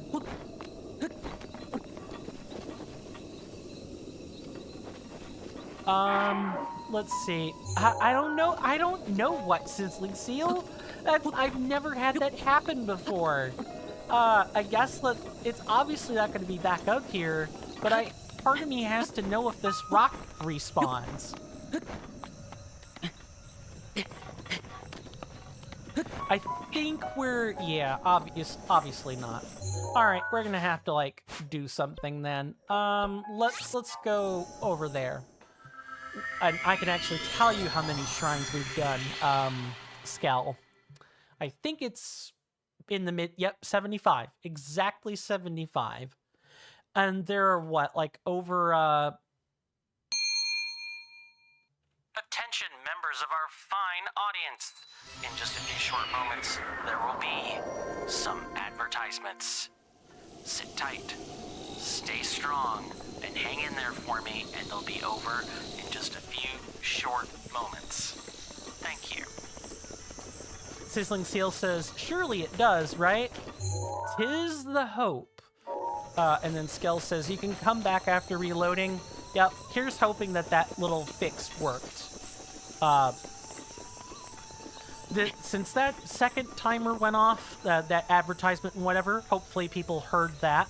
And I'm not like, there was some pink panel showing up on screen and I just sat silent for a minute for no reason. I've talked about the free, easy methods to help the channel grow. And of course, people don't even really have to do that. Just watching the content and being here with me is more than sufficient. But if you do want to support me the extra step, financially that is, I have plenty of avenues for it. For you guys on YouTube, that'll be in the description. I have a link tree. Feel free to click through that and find everything. Best bang for your buck would be a Tier 1 Patreon or Coffee subscription. For $2, you get 99% of the same benefits that your Twitch companions do. You just don't get cutouts of ads or things like that. It's the small stuff. Or, there are obviously other things, but again, the link tree will have all of that for you. Feel free to click around. For you guys on Twitch, I'm going to recommend instead the Tier 1 subscription for $6 a month, $6 US. Let me, how do I do this without screwing it up? Maybe something like this, something along these lines. There we go. You get removal of ads on your viewing experience. You get Discord privileges. You get increased priority on multiplayer games we play, if ever we play any. Things like that. And again, people on YouTube, if they have a Coffee or Patreon subscription, will get most of those same things as well. Because all those benefits are Discord or membership derived. If I could charge $2 for all of it, I would. Because that's about what I think it's worth. If I could charge $1 without Patreon and Coffee yelling at me, I would do that. But I can't. But of course, you guys on Twitch also have other levers for financial support as well, ranging from things like bits or direct donations, and so on. Feel free to fiddle around with any of that stuff in the About Me section on Twitch. $2 is the minimum for Patreon. Pretty sure it is. It might have gone up since then. I'm not 100% sure. But yes, I should probably make sure I'm really clear on what the minimum is. For a continuous subscription, the minimum rate is $2 US. For folks in the Philippines, it may be different. There might be like a different minimum. For folks in, like, say, France or in Romania, there might be a different minimum. But here in the US, the minimum for a subscription tier is $2. Do I know how many total Koroks I have? It'd probably be like 515 or some such. Scal, I can check into that for you in just a short moment. Just want to make sure I haven't missed something here. Oh, and I believe I have. It'd be like down here. Let's get behind this and roll it over. But I think like the one-time donation amount, Sizzling Seal, which may be what you're concerned with, that I don't think there's like a set minimum on. Maybe $1 if I had to guess. One more time.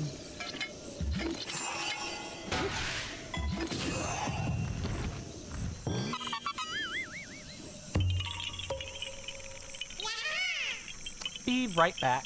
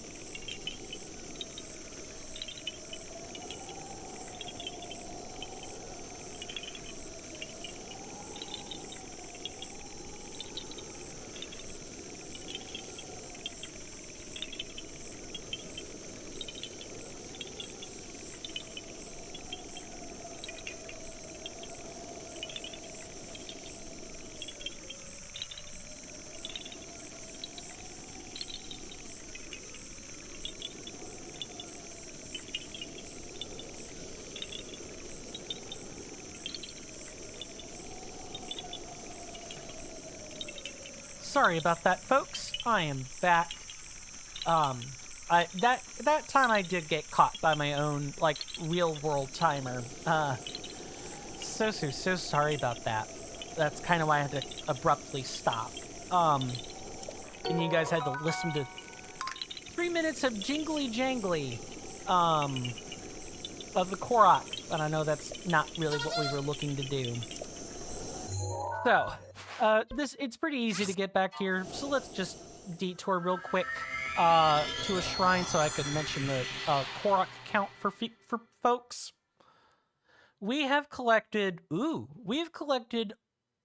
549 Korok seeds, which means we are 350 from reaching cap, which will be awesome, because then I don't have to worry about them anymore. Sorry, gotta go to your grandmother's funeral. No problem, Skell. Thank you so much for stopping by. I really do appreciate it. I hope you have a good rest of your day, and I hope that the funeral proceedings go well. And I'm sorry for your loss. And I hope to see you around sooner rather than later. Thank you, Sizzling Seal. Much appreciated. Swapping back over to Twitch here. Okay, so... let me see if did I succinctly answer your question? I probably did not succinctly answer your question about Patreon, Sizzling Seal, but in short, if you have like a continuous membership, like you pay X a month, there's a $2 minimum for it. Because, you know, Patreon and Coffee just won't let me charge any lower. Like, that's just, I've tried. Doesn't work. But in terms of like one-time donations, I know for Coffee you can set a minimum amount. What it really? That's where one of them is? Okay, sure. Sorry, was looking at my map to find this ridiculous Korok seed. That's gonna be, I'm gonna have to take a movement speed buff for that one. I don't know if Patreon has like a limit on one-time donations, but I know you can set one for Coffee, and I'm pretty sure for Coffee, I've set the minimum to $2. Because there's like also a bot that like pops out and says that, you know, so and so donated. So I have like a minimum set for that purpose, but I don't believe I get to set one for Patreon. The woes of, you know, the woes of working with many different money management and money management platforms. Yay. Okay. Now let's see. How fast does that timer like go?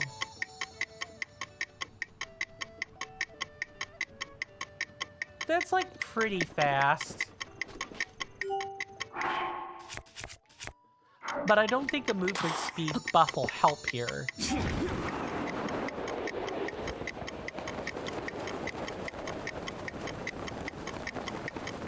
Yeah, okay, we've got time. We've got plenty of time.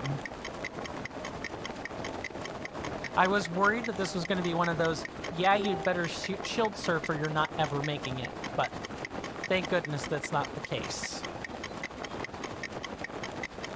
What the heck? What is on my game monitor? I have no idea what that is. I don't usually schnoz on my game monitor, so it's not that. Ugh, Things that happen to, like, game peripherals and equipment. And things of that nature.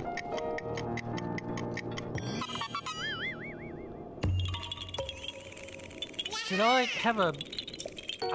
Sorry, yeah, that's not something people need to even think about. I don't know. I'm commenting on weird things in my environment, and I need to not be doing that. Now, I said I would come back and mention a news headline, or like a science headline. There's actually a new one that just printed like 44 minutes ago. Headline reads, this is also from physics.org, so make of this what you will. A transition point in romantic relationships may signal the beginning of their end. The end of the romantic relationship usually does not come out of the blue, but is indicated about a year or two before breakup. As the result of a psychological study have demonstrated, or as the results of that study have demonstrated, the terminal stage of a relationship consists of two phases. First, there is a gradual decline in relationship satisfaction, and then it reaches a transition point 1 to 2 years before the dissolution of the relationship. From the transition point onward, quote, there is a rapid deterioration in relationship satisfaction. Couples in question then move towards separation. Professor Jana Buhler from the Institute of Psychology at Johannes Gutenberg University Mainz, JGU, says she conducted the corresponding investigation in collaboration with Professor Ulrich Orth of the University of Bern. Their paper was recently published in the Journal of Personality and Social Psychology. And I want to say these are German. Let's see. They used data from 4 representative studies conducted in Germany, Australia, the United Kingdom, and the Netherlands. All these countries are weird. An acronym that means Western, Educated, Industrialized. Wait, why does it say this twice? Western, Educated, Industrialized, Rich, and Democratic, and their individuals are free by law to decide about their relationship status. For each of the 4 data sets covering a total of 11,295 individuals, there was a control group roughly the same size consisting of couples that hadn't separated yet. It goes on to mention a whole bunch of other stuff, but essentially what the data found was the researchers were able to determine relationships can be subjected to what is called a terminal decline. Fancy language for decay, really. And there's an initial pre-terminal phase, which lasts for several years, where there's like a decline in relationship satisfaction, right? So this is what would be known in the lay world as a relationship of compassion, where, the year before you marry, you're making out all the time, you're being extra romantic, and then, you have your honeymoon phase after marriage, where the marriage is then consummated. And then after that, maybe after 6 months to a year, you start settling into your new life as a married couple, and there's like some marginal things you don't do anymore because you're a married couple and are probably even busier compared to what you did before. You might have kids. You might have more pets. You might be caught up in each other's friend groups and are constantly just spending time with them and each other at the same time. You don't always, make out. You don't always, reaffirm your marriage vows. You don't always take each other out for dinner because you're too busy or too tired and so on. And then you realize that, even though you don't do all those things, you still love each other. And as long as it stays like that, you're fine. That's a relationship of compassion. That most marriages move to that in some way, shape, or form. It's what happens afterwards. Like, you realize that your partner picks their nose in front of you and in front of friends, and they're gross. Or, your significant other doesn't clean or won't cook, or has trust issues, and so on. And that's when the relationship satisfaction starts to decline and deteriorate further. And at some point, you'll hit the terminal phase where the relationship satisfaction just naturally declines, going back to the article here. And then this transition lasts 7 to 28 months, or about 1 to 2 years on average. And then once it's reached, the relationship is doomed to end. Riveting. Absolutely riveting. What I'm wanting to do is go over to this fork here and prepare to start prepare to start going toward the stall knocks there. So I have a question then, in regards to like this headline. What would you guys do if you had a relationship that what you felt was starting to go terminal? And about what point do you think you would transition from attempting to save a relationship versus ending it? I know for me, I have certain things that are like a red flag. For example, if someone lies to me, and lies to me not in some small, loving way, it's not a white lie, but it's something like, oh, I didn't do this thing when really I did, and it's over something like finances, or, you know, delegation of ownership duties, like, you know, cleaning a house or whatever.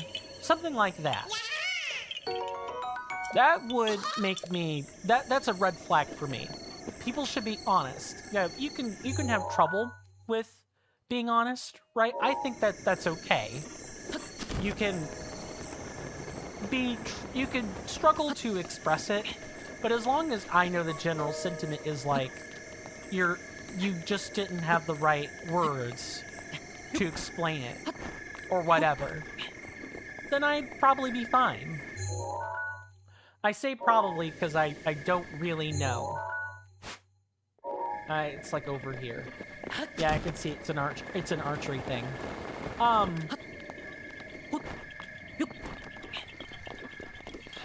What else? There are like obvious things. If someone started, you know, rummaging through my phone without my permission, that's like another red flag. Unlike lying though, where that could be sussed out, if I know that people don't trust me or don't think they can trust me, I'm not gonna stick around.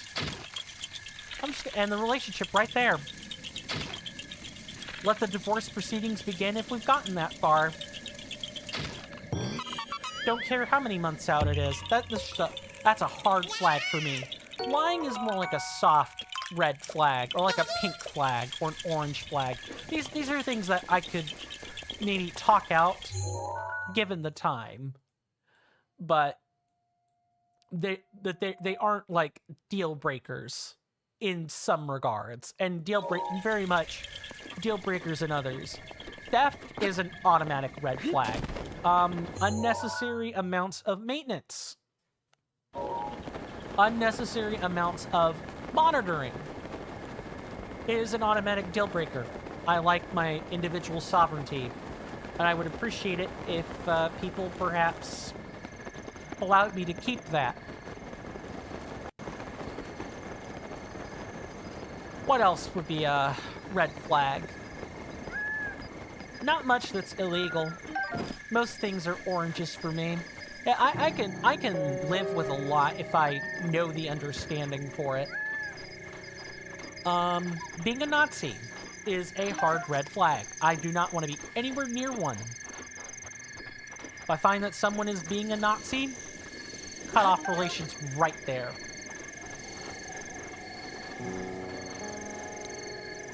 If someone is being an authoritative communist, like President Xi Jinping or whatever, that's also like a hard cutoff. I don't want to be associated with the likes of authoritative despots. I won't stomach it. Of course. Oh yes, I don't think that's like a particularly, you know, high caliber red flag, but it is a red flag. At least, you know, it's the obvious red flag, right? Trying to think of other situations where a red flag would be, but I'm pretty open to interpretation on lots of things. We're waiting for this stall knocks to come out of hiding is what we're doing. I guess that's a question I can ask people. You know, what kind of red flags? What kinds of things are automatic red flags for you? Like, you don't want to be with this person, you want to be intimate with this person, you don't want to be near this person, you don't want to hear their voice or see their name on a plate anywhere. Just not at all. What would be a heinous red flag that would make you dissociate from a person completely? Being a content creator? Oh no. You put that in quotes though, so I feel like I need to ask Sizzling Seal, what do you mean by content? Are we talking like influencer type content, or are we talking like OnlyFans, just for fans type things? NSFW stuff? That's fair. I think it's people's prerogative or right to make it, but I could certainly understand not wanting to be, like, involved with or associated with it. Yeah, I totally get that. I get that's not a judgment thing at all. What on earth? Why isn't this... Get up! Get up, you lazy bag of bones! Pun notwithstanding. Come on, the rain is bleaching your bones. It's getting rid of the sediment. Get up. Oh, whatever. Maybe I have to get away a little bit. And then it'll, like, get up or whatever. I always have issues with stall noxes. I never really quite know. I know they're usually only, like, a late night, early morning mob. So I specifically know to wait until then. But, like, sometimes the trigger conditions for...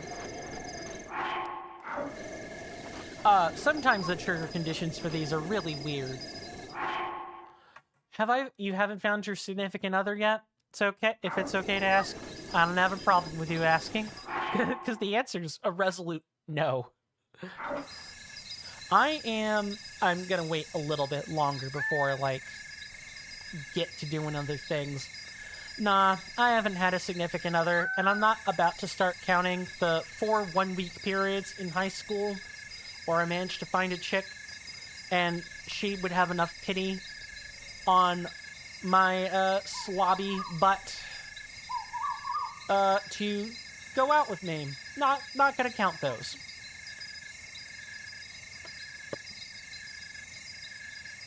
I do not have stable income.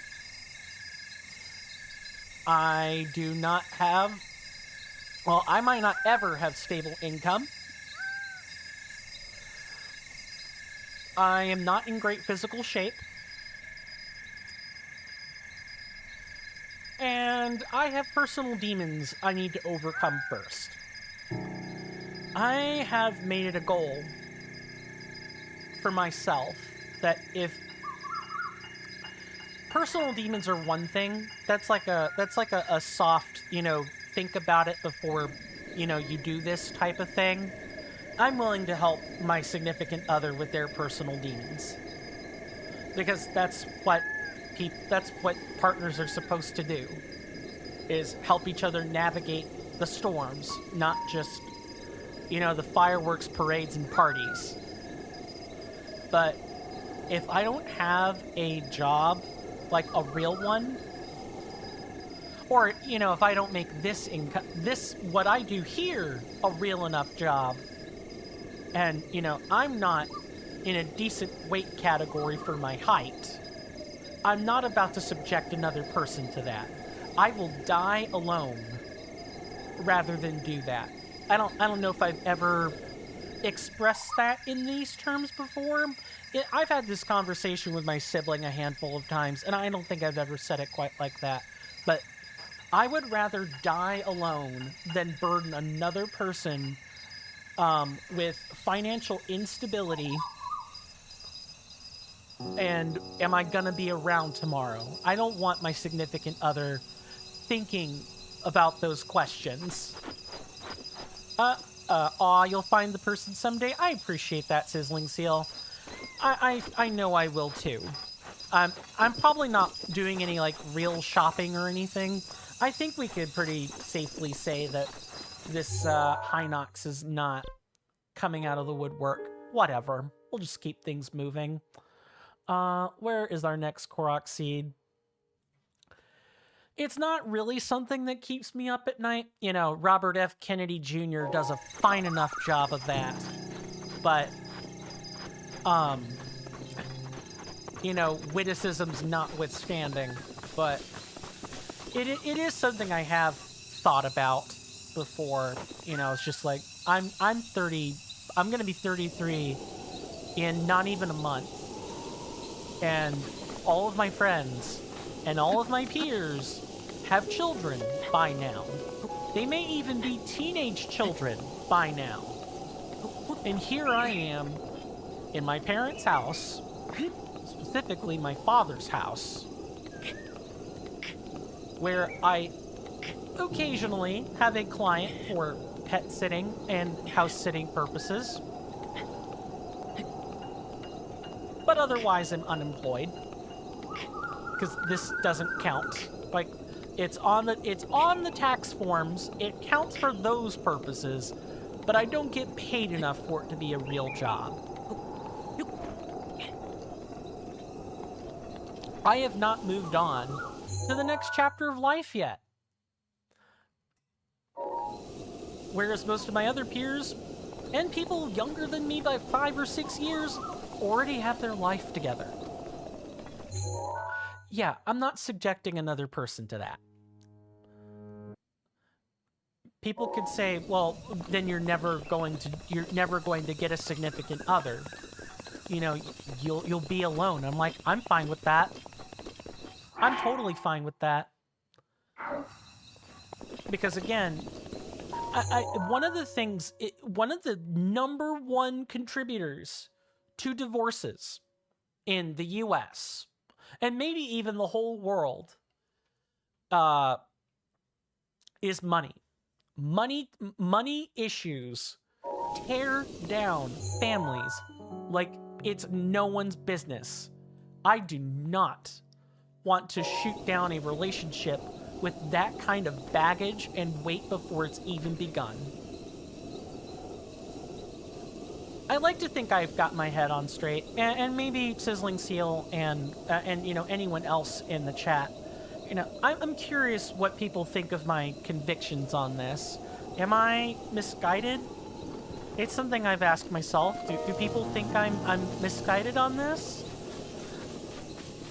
Or is it more like, no, I understand where you're coming from.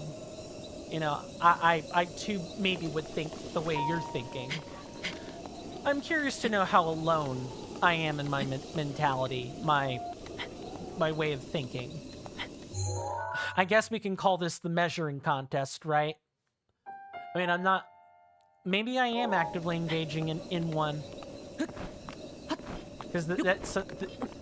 not moving on to a new chapter of life does keep me up at night. And now with geopolitical events taking a turn for the worse, like, any shot I had of being able to move on being able to move on in the way I wanted, rather than a way that I can, is gone. Sorry. I shouldn't have even said that. I should not have said that. I'm sorry. I brought the stream down. Because I've got the anger bubbling under the surface, along with, you know, a mix of other emotions. As long as you're happy, I really can't judge you for it. Fair. I don't even know what I'm doing with my life. That's fair. You seem like a relatively young chap, Sizzling Seal. I think you'll figure it out. Welcome to streaming! No take-backsies! Fair. Fair. I'm not gonna take it back. Even if I could, you know, taking back the foul mood would be meaningless, because the damage is done. It's too late. Sorry, I'm trying to figure out... let me figure out what I'm doing, and then I'll get right back to this. I just need to figure out which Koroks seed I'm supposed to be shooting for. Okay. Got it figured. Putting a pin here so I don't forget. Maybe after the next intermission, I will Go around and snap pictures of guardians so we can get that shrine done and over with. Nah, you're old. 26. My sibling says the same thing. They're old and they're 30. That's totally fair. And I guess that makes me ancient by design, doesn't it?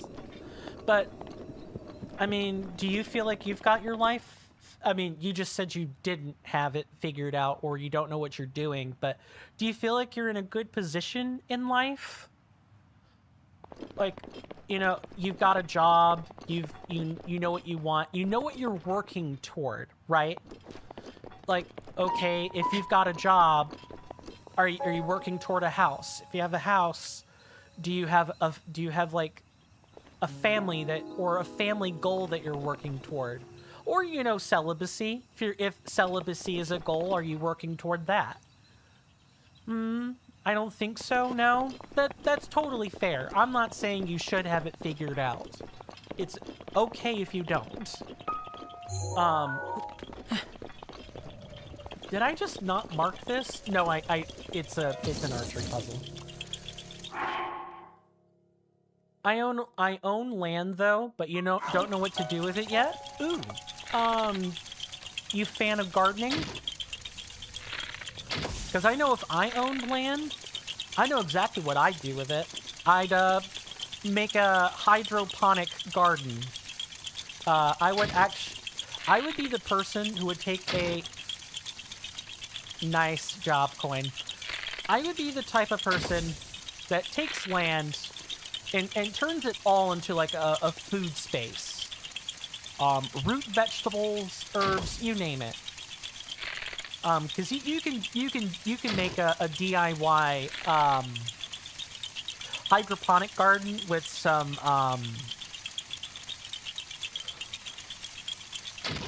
specialized nutrients, specifically with some nitrogenous nutrients, which aren't super expensive to buy at a store. You can take some, you can do like a container, like a starlight container or something of the sort, and some PVC pipes for flowing water through, and bake sod. That was the word I was thinking of and couldn't find an answer for. So essentially what you have is like an arrangement where you've got a thin layer of sod. You would need to do some research to figure out which vegetables, but turnips, or other, or radishes or something, small root vegetables, or vegetables that don't need a root system to grow, are best for a hydroponic array, and they're essentially getting nutrients via water circulation. That's a hydroponic array. That's what it does. I know because I've done my research on this. I even wrote a paper about it.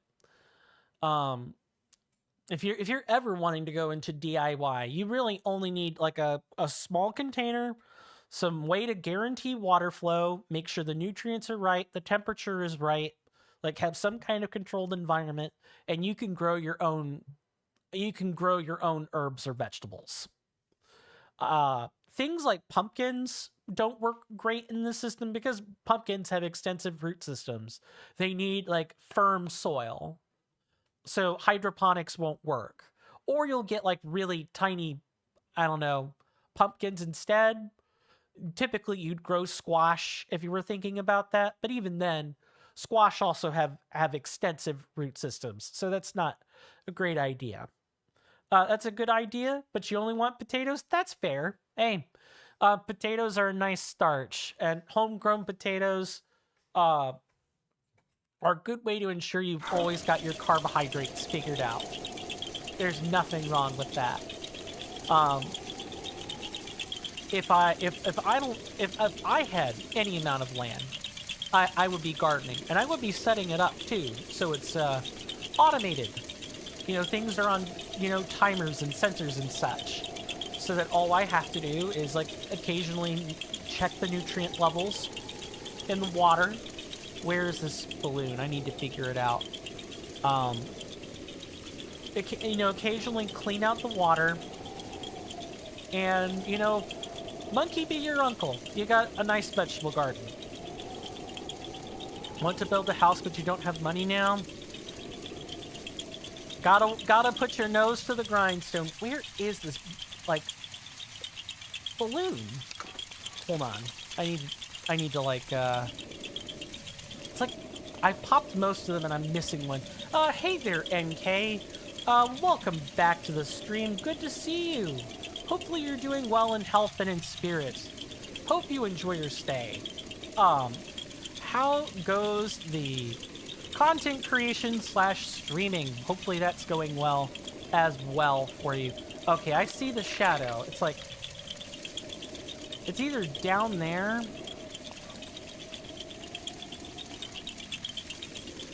Why? It's not invisible, is it?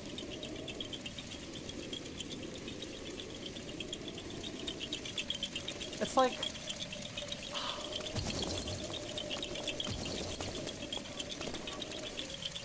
Okay, it's like acting weird. I don't know what that was. I just didn't get a good enough look at it, I guess. What was I saying before? That would be part of it. Now, that would be part of what I would do if I had land. And that, to me, having a hydroponic garden would be one way I could say that I have my life together. Because I could at least make food for my significant other. If something ever happened to, you know, the global world and shopping was not a thing we could do anymore, we at least had... Aw, thank you so much for the 20-bit sizzling seal. Much appreciated. Please enjoy your new badge. I hope I've got a new badge for you. This would be the part where I could pull up Twitch and confirm it, but I can't because otherwise it would crash. The stream would not go over real well. I'll look and see if there's a new badge. Yeah, it's the red thing? Good. Oh, thank the Lord. It just didn't update on my end yet. Yeah, enjoy your sick new badge. I realize it's just a strict recolor, but I mean, hey, I was going for the whole dark, infamous red lightning thing. So hopefully I did a good enough job with that.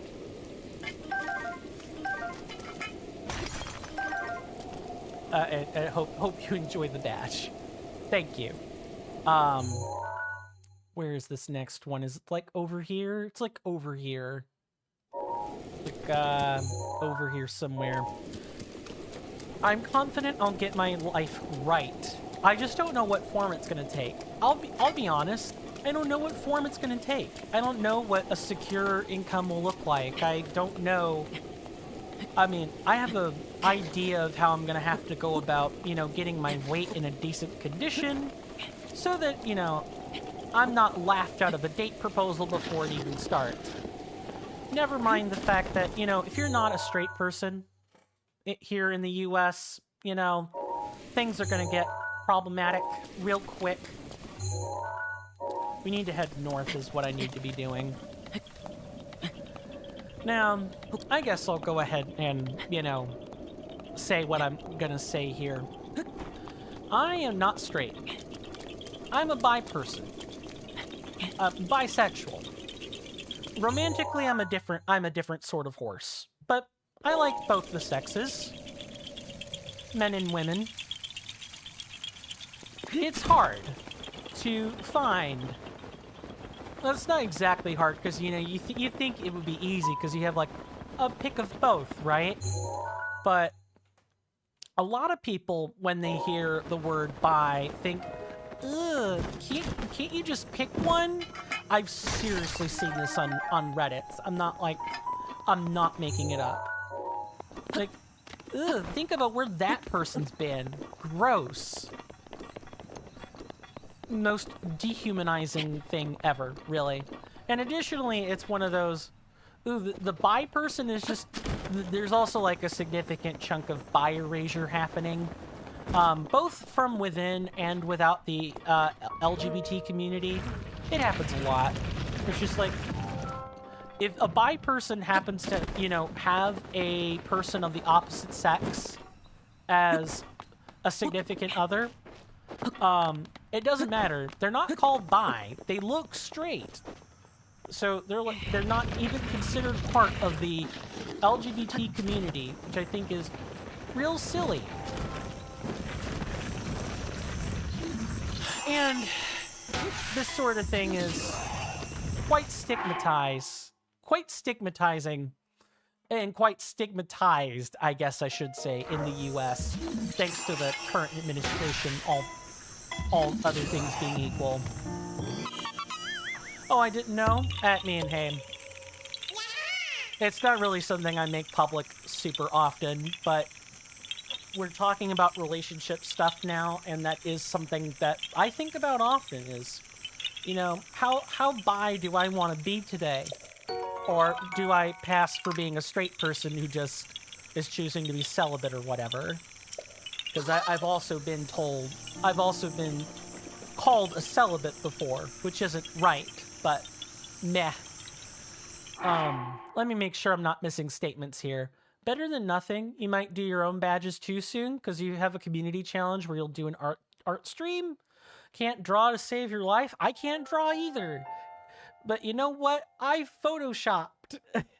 And I would say with these badges, the one you have now, I did actually draw this, but I had to watch a tutorial on how to draw one in paper, and then using a mouse and keyboard and things, go into Krita and figure out how I wanted to replicate it. What is it, a perfect replication of how to draw a tornado? No. But hey, at least it looks like one. And the same with the lightning as well. I even tried to have it come in or around the tornado. I tried to make it look somewhat realistic. I don't use paint, mouse only, no shape tools. Hey, those are emotes right there, bud. Let me make sure I'm paying attention to YouTube as well. Hey there, Bear Type. Welcome back to the stream. Good to see you. Sorry I didn't reply right away. Hopefully you're doing well in health and in spirit, and I hope you enjoy your stay.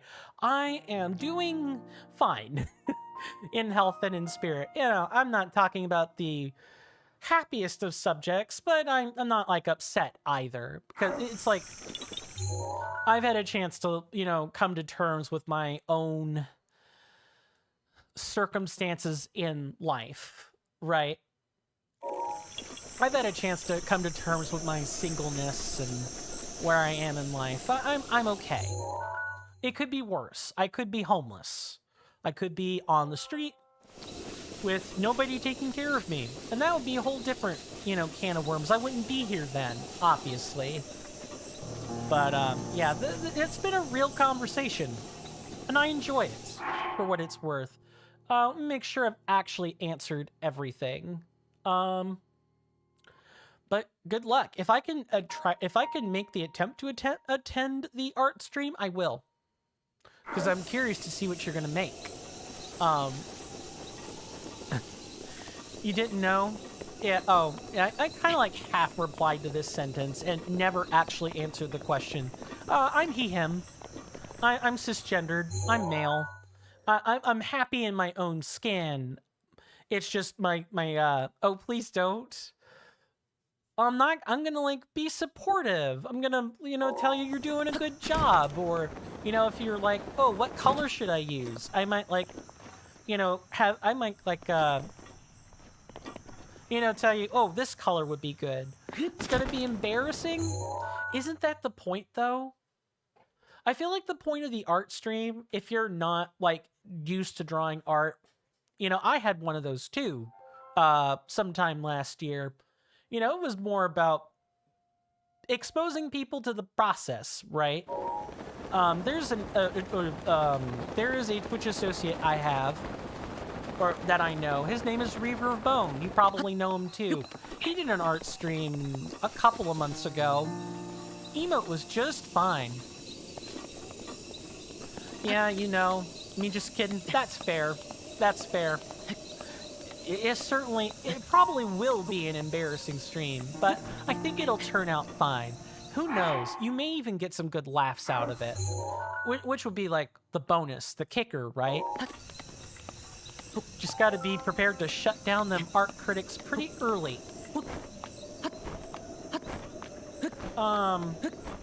But to actually answer the question that was put back in the chat about 5 sentences ago. Yeah, I'm still a cisgendered male. I'm happy enough in the skin I was born in. I don't have any. I'm not. I want to make sure I'm using the right words here. I'm certain of who I am. I don't need to make the journey about whether I'm male or female or non-binary. I don't need to make that journey. It's strictly the like sexual attraction, romantic stuff. And the romantic identity is not weird per se, but it's like, oh, well, it would be hard to understand. I am a demi-romantic, meaning I form romantic attachments with people that I come to call friend. I'm more inclined to form those attachments with friends. I don't know if I can form them with strangers. I don't really think I would be able to. I'm trying to find this rock is what I'm doing. Here it is. It's like I'm trying to put to words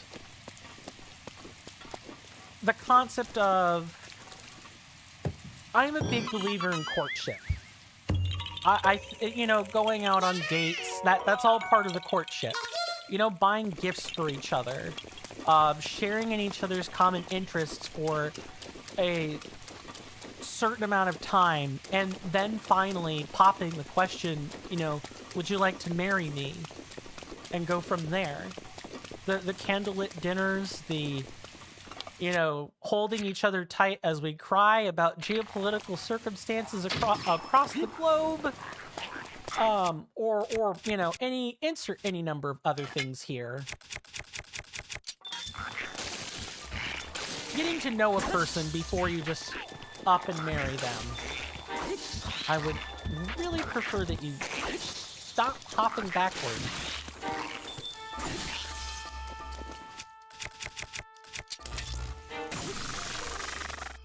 And usually when I say this, or I mention, oh, I'm a big believer in courtship, well, isn't that what everyone does?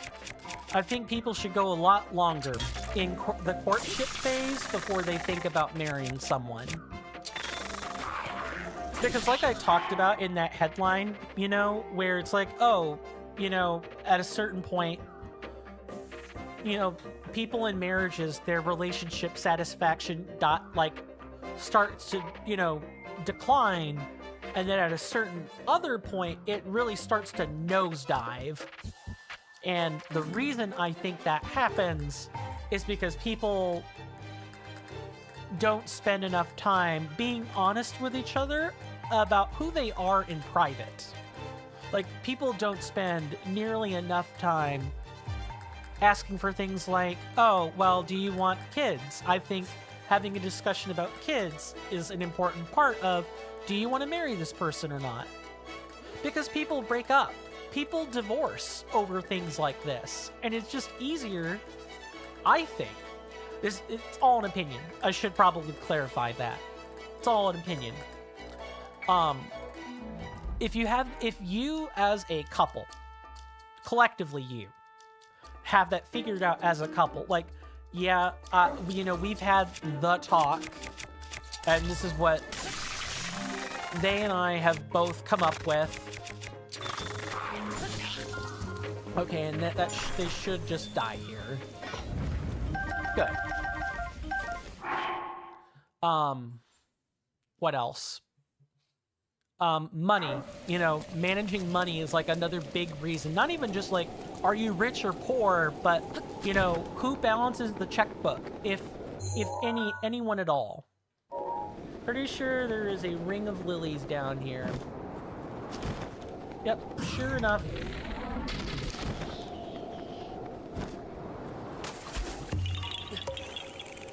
People divorce over that type of stuff. People stop seeing each other over stuff like that. Trust issues, things that people need therapy for. All of those things that are kind of painful to discuss before marrying, and people are like, yeah, we should discuss that after you marry. No, that's called... I guess to, like, succinctly wrap up my point in a nice, neat bow, wouldn't it just be better if people knew that stuff, people didn't figure it out during marriage, and then people change their minds about, oh, maybe I don't actually want to be with this person because they're dealing with depression in a way that I can't help them with, and it actually drags me down instead. I realize that maybe that is kind of a immature thing to say, but some people are like that. You know, they want people who are independent, who are already, you know, figured out. They already know what they want to do in life. There's no, you're not having to, like, figure out you while you're also trying to figure out a relationship at the same time.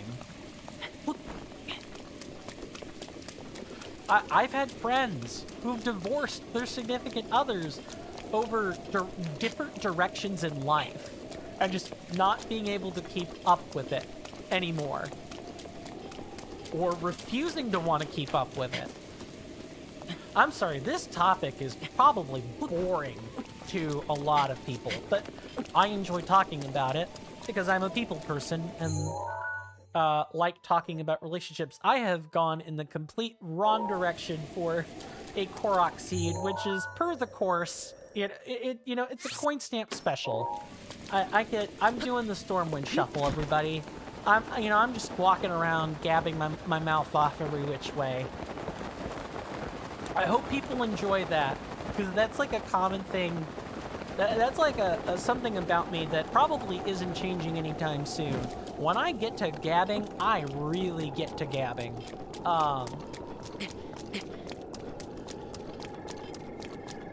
And I get to gabbing about the deep stuff too. Here at Coinstamp, whether Coinstamp YouTube or, you know, Coinstamp on Twitch, you know, I like to think of this channel as, you know, we can shoot the breeze, we can talk about fun stuff in gaming, or, you know, we can talk real world events, geopolitics, or, you know, more deep, serious philosophical stuff. I like to think that we can do that, because the audience that I've chosen to cultivate are people that don't mind talking about that sort of thing. I'm not trying to pass myself off as being an intellectual or a philosopher, although I would call myself one, because that's just how I believe. It's more of,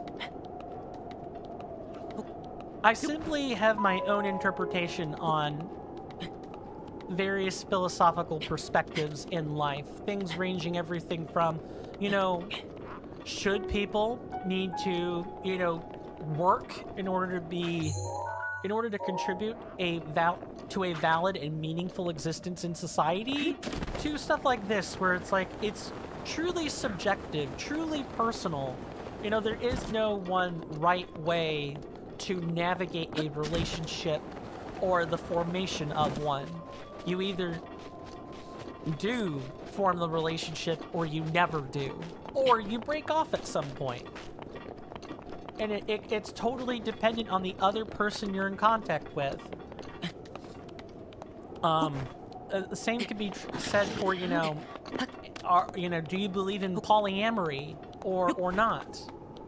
Do you think polyamory is a perfectly valid way to go through life? And while I certainly would be of the mindset, you know, if people aren't on board for the polyamorous experience, they will be resentful. They'll hate it. They'll hate having to share. But there are enough people out there. I think I spot the next Koroks seed as well. There are enough people out there that if if people want to be a throuple or a quadruple together, they can do that. That's totally on them. The only thing that, may not go their way is, government recognition or whatnot. Does the government legally recognize your relationship with 3 other people or whatever? It might be one of those cases where you guys need to split up into 2 and 2 officially, and then you can unofficially be a throuple or unofficially be a quadruple or whatever. That's totally fine.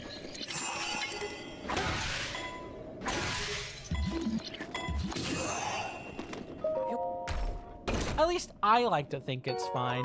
There are some people that would probably say it's not fine. Those people would likely do more than just enforce that particular viewpoint. Also, I have totally managed to go the wrong way again, which is not okay, but it's gonna have to be. Okay, maybe, yeah, it's gonna be this. Okay, Sir Keese, come here. I like that just going into a nearby Keese corpse is enough for there to be problems. Let's eat up before bad things happen to us. And how do we want to do that? Attention, members of our fine audience. In just a few short moments, there will be some advertisements. Sit tight, stay strong, and hang in there for me, and they'll be over in just a few short moments. Thank you.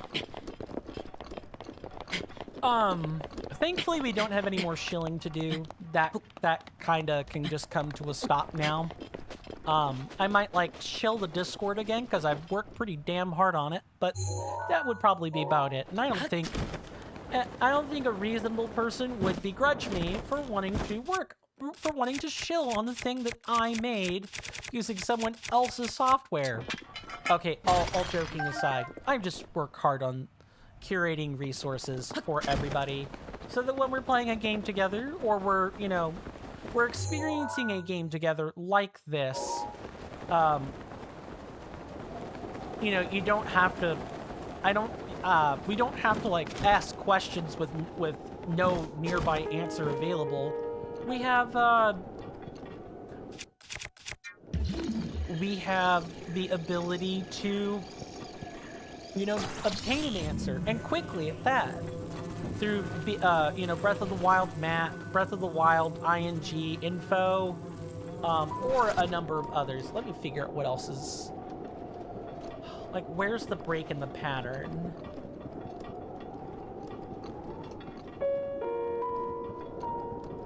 Okay, it's this.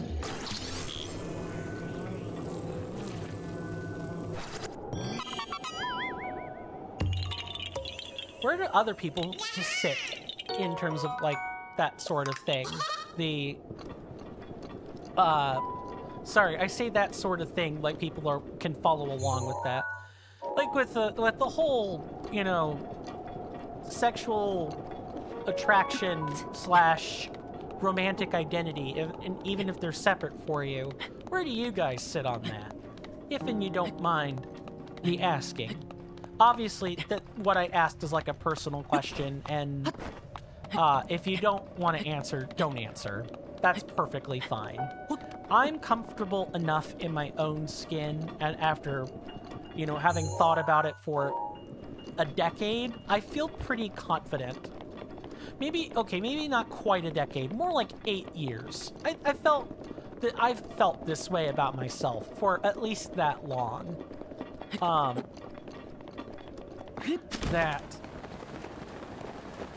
do I word this? I feel comfortable enough in my own skin that I can say what I gotta say. Now, I do have to be careful, but as far as I know, it's not a crime yet to put an identifier about yourself like this out there in the US. When it becomes a crime, I'll have to be careful about things I say in the future, but I will Yes, boys. How would you? It's you. Oh. There we go. I'm tired of dealing with interruptions from the dead. Can you guys please tell Ganondorf to stop engaging in necromancy? I would much appreciate it. Thanks. Oh, it is. Okay, cool. Let's give him a squeeze. Yeah, the only squeeze Ganon is getting is after we kick his butt. At the end of this, I think we're approaching halfway through the game. You know, there's probably a lot more we can do, but I feel pretty confident in saying that we're very nearly halfway there. Once we start getting to the third divine beast, you know, we'll definitely be over half. Thank you so much for that fall. Oh, what happened there? The redemption has taken a while to show up. But thank you so much for the follow. We keep follows anonymous here. Much appreciated. Please enjoy the emotes and stuff. Let me figure out what's going on with Firebot. Because Firebot's having a... Actually, that's a Twitch problem.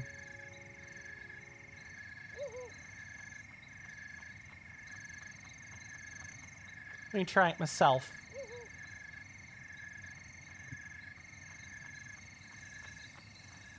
Do you take me for a fool?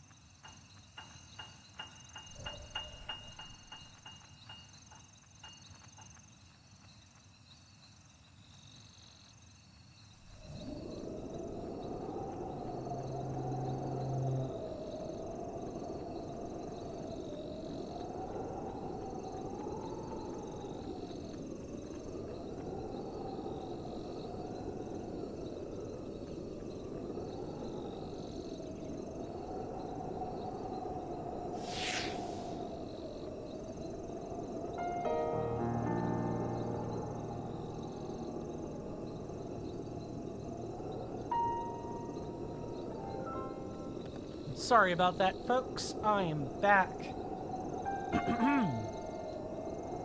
Yeah, so I fiddled with Firebot over the break, which is why people heard something weird happening during break. Yeah, I don't... Not Firebot, I'm sorry. I refreshed the Twitch thing. Twitch has like an internal cooldown, so I don't know what's going on. Maybe there's like there's probably something that clogged it up in the queue now that I'm thinking on it. Folks will have to try again with another command, if and they feel so inclined. What's this lovely emote we have here? Vityan type. What is... Ah, okay, I see it. I was wondering what was going on with the emote, but there's like a little avatar thing flapping its arms really fast, typing on a keyboard. That's cool. Okay, so let's try to finish this hour out pretty strong. Let's break it up with some actions. Excuse me, fighting. Since you know, we can't seem to get a good old honest attempt with the Stalnox, we can at least do so with probably a real Hinox. This looks, yeah, what did I say? Real Hinox. Let's get our weapon of choice nice and ready.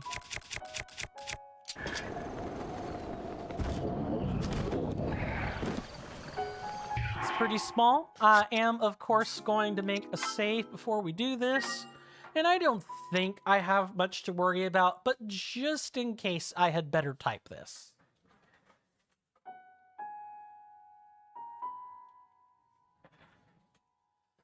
I don't think I'll have much to worry about with a Hinox, but I want to make sure I give it due attention, because when I don't focus on field bosses like this, sometimes I get my ass handed to me, and then we lose a whole bunch of progress, which has happened on stream before, and it's not real fun. All right, Sir Hinox, prepare to die.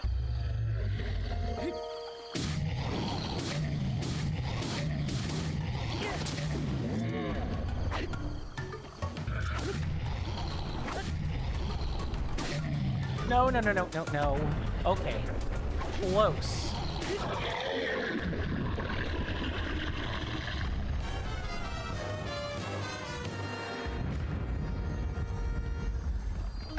You shouldn't have slept there, Mr. Hinox. That's all I'm gonna say. Ooh, roasted hearty salmon. A fresh hearty salmon roasted simply over an open flame without any additional flavoring. Not only is the skin edible, but it gives off a rather nice aroma as well. I would love some roasted salmon right now, I'm not gonna lie. Okay, I'll basically drop this sword then. How about dropping the broadsword and picking up the claymore? Now let's equip this. Same attack. They're both quick shot bows? Sure, I'll keep this one. Alright, let's start going through. We're actually not even in the jungle yet. So what I'm going to do here is quickly take a look through here, look for some fleet lotus seeds, because this body of water is how you get some. In fact, the Heron Lake is probably one of the best places to farm for fleet lotus seeds. Really anything with a nice shallow body of water will do, but...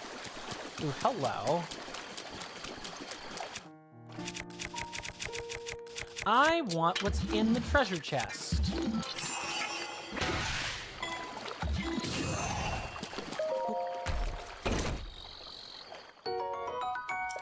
Well, you know, at least it was something valuable, right?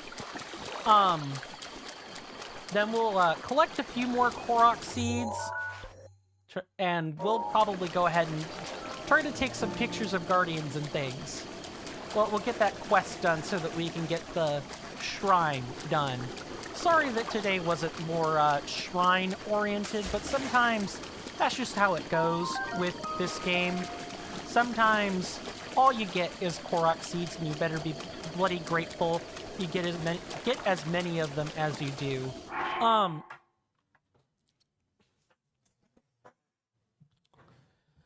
I appreciate everybody, putting up with the glacial pace of the streams as of lately, and I do apologize for Wednesday.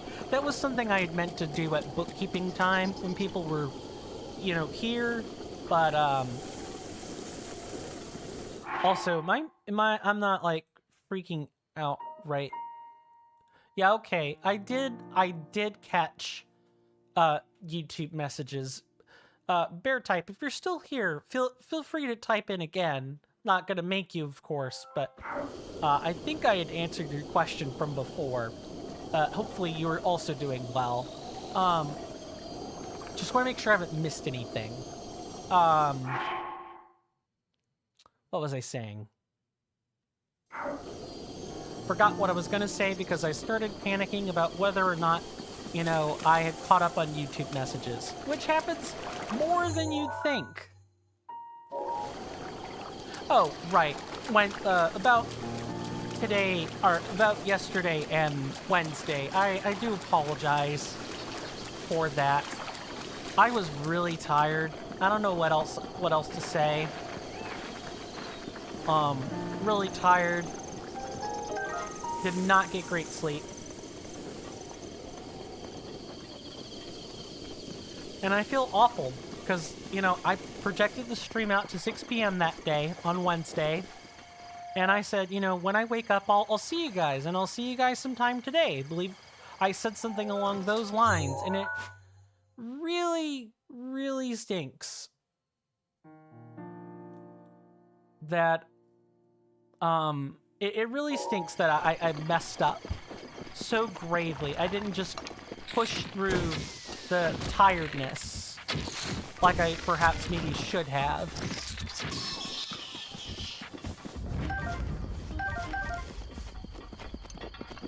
That's it. There really wasn't anything major to that. Just, sorry for missing stream and being kind of MIA and all that. I really... Let's just get this charging back up.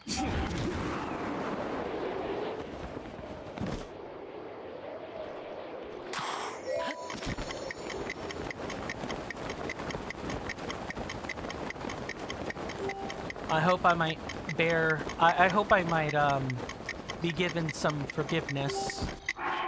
But if not, I mean, that's everyone's right.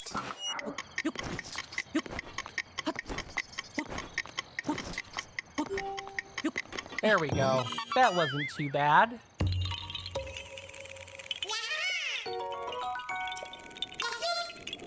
Okay, so what is our next Koroks seed target? Maybe toward those lakes over there? Yeah, I'm grabbing a few more because what I'm wanting to do is, trace a path back to this shrine, and then we'll go take the pictures.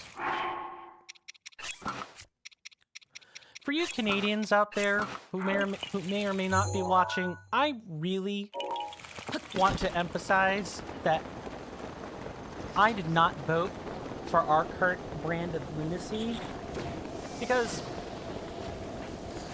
the war drums are sounding louder than they ever have been.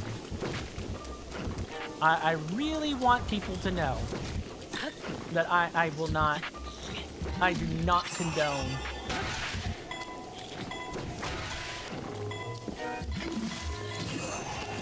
I'm sorry, what?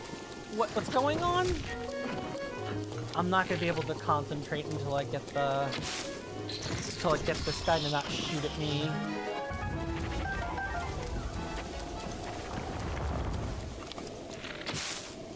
Get up. Thank you. That should not have been difficult. A third one?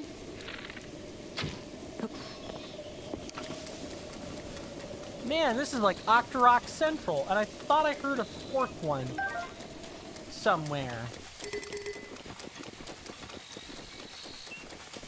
Okay, maybe we can now actually you know, pop the lid off this in peace.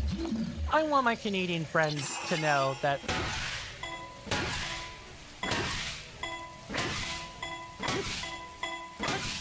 I'm really, really sorry for the turn of...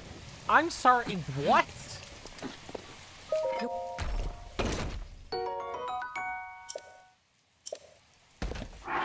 Oh, I think this might have been a better Phrenic bow.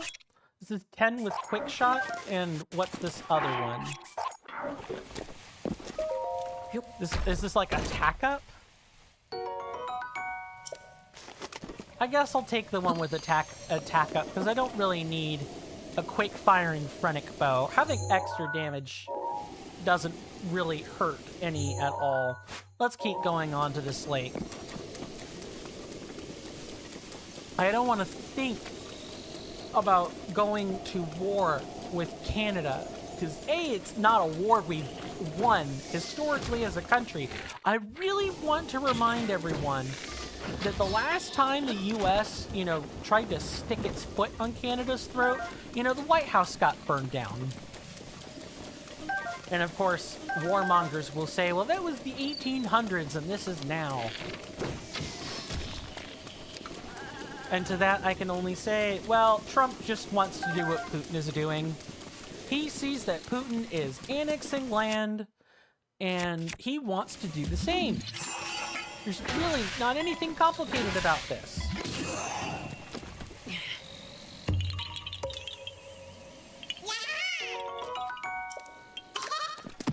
I don't want to think about what might happen, but I fear that I just might.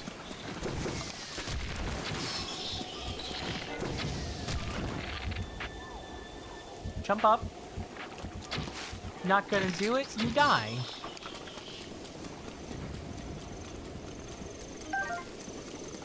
I want all our friends in the oceanic region to know this as well. I really don't want to think about the powers that be divvying up,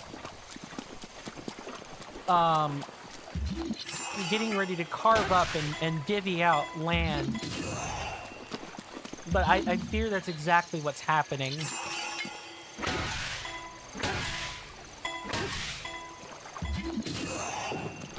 And people are being too silly to pay attention.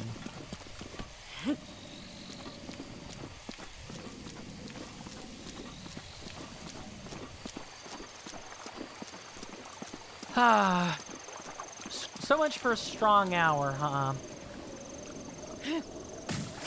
Yeah, I'm gonna have to put a Cryonis block on this.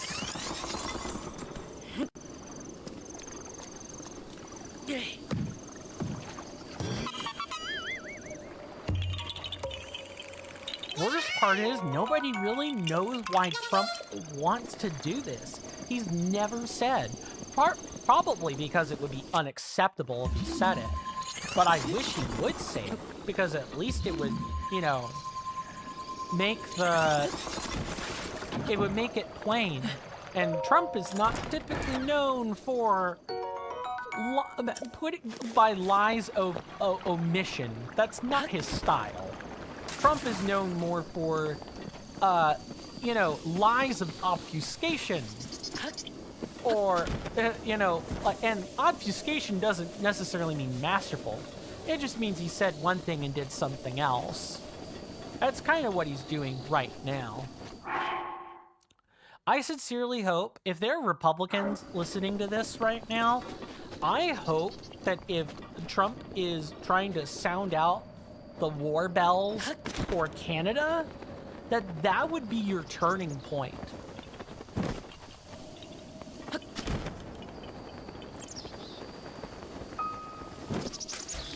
You may not have had a whole bunch of spine lately, but I'm certainly hoping that picking on a nearby neighbor would in fact cause a whole litany of Republicans to rebel.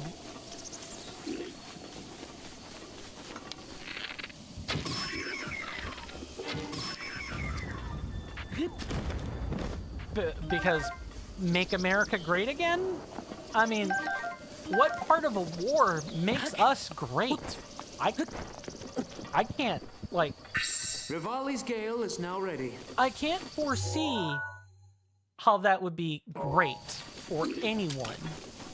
Us included. Sorry, I just...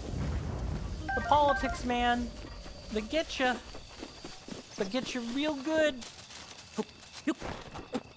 But I've already explained myself on politics, and so I'm not about to do so again. That's just being repetitive for no reason. Okay, let me figure out where this Korok seed is. Well, I figured out the destination, but I need to know where the starting point is.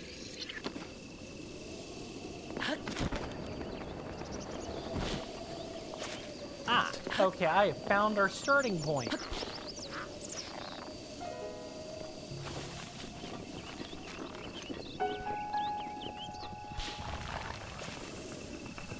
And we should end up on the dragon's head at the end of this, right? Yeah.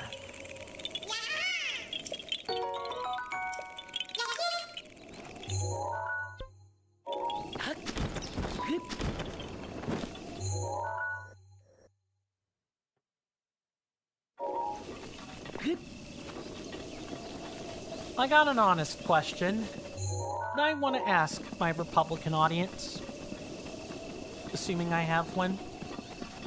Where would the cutoff be for you, for Trump? People know where my cutoff is. And by cutoff, I mean I never had one to begin with. What would your cutoff be? And why? Yep, I thought so. We need to do this.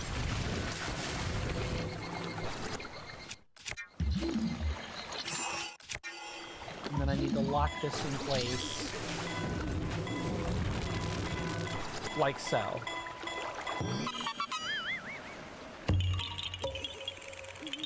Hey there, Not Kaylee. Welcome back to the stream. Good to see you. Hopefully you're doing well in both health and in spirit, and hope you enjoy your stay. How go things over in Dutchland? We are just gathering a few more Korok seeds before we set out to take some photos of Guardians. We got a shrine quest we're trying to do. I think this next one's like over here. Yeah, I can see it. There's the water ring right there. Just gotta actually make the necessary climb up there. Pretty good. You were hanging out with some friends today? That's awesome. Hopefully that went well for you. My day has been okay. It's been better with you guys, of course. I'm thankful for the company. Woke up, had to get some stuff prepared for stream, had a cup of coffee, didn't really have anything to eat, but I've been fine so far. And trying to think if there was anything else. No, we've just been shooting the breeze, talking about everything related from what our favorite Link in the Zelda series was, to geopolitical stuff, to, science headlines, all kinds of stuff. Our conversations have been all over the place today. I've quite enjoyed them. Even some of the more grave, serious ones.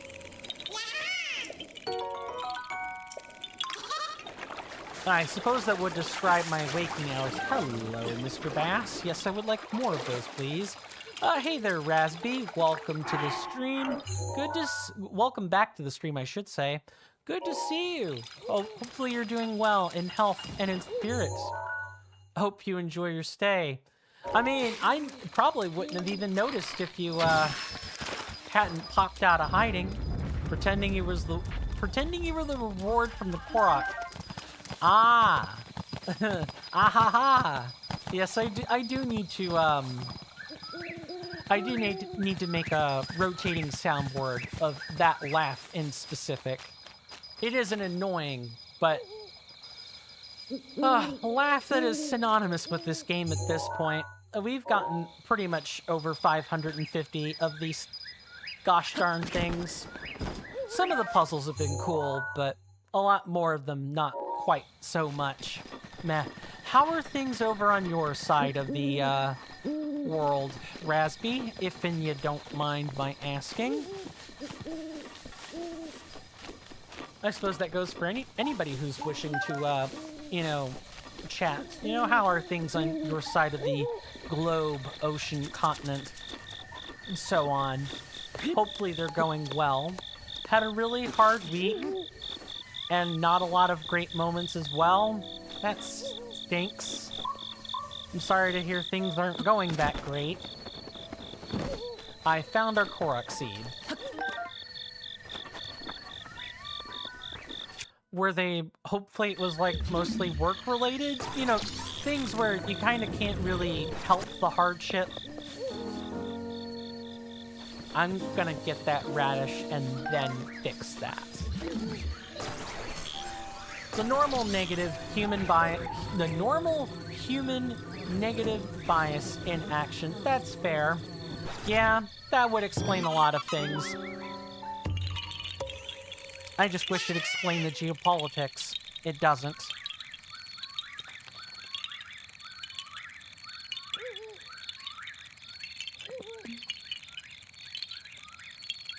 Oh, I misread the initial message. Ah. So just, like, viewing things through a negative lens, right? Like, you're talking about that kind of bias? Would I be correct? I want to make sure I'm not misreading the message again. Let me say it like that. Let's go take some snaps. I'm sorry to hear that the week hasn't seemed that great for you then. Here's to hoping the rest of it is a bit better, yeah? Has there anything, bleh. Coin. Breathe. Think. Then talk. Man, maybe I should say this. Too bad you're not double jointed. Because if you were, you'd be able to bend over and kiss your ass goodbye. That's what I need to do if I can't talk correctly. You started going to therapy recently? Good. I think you had mentioned therapy one other time, or a couple of other times, but mostly the preparation of it, or like your first meeting. Yeah, I'm glad that therapy is helping. That's good. Maybe you could try accepting yourself when you don't speak well. But then I don't have a bit. See, that's the problem. I don't have a bit if I don't do that. I jest.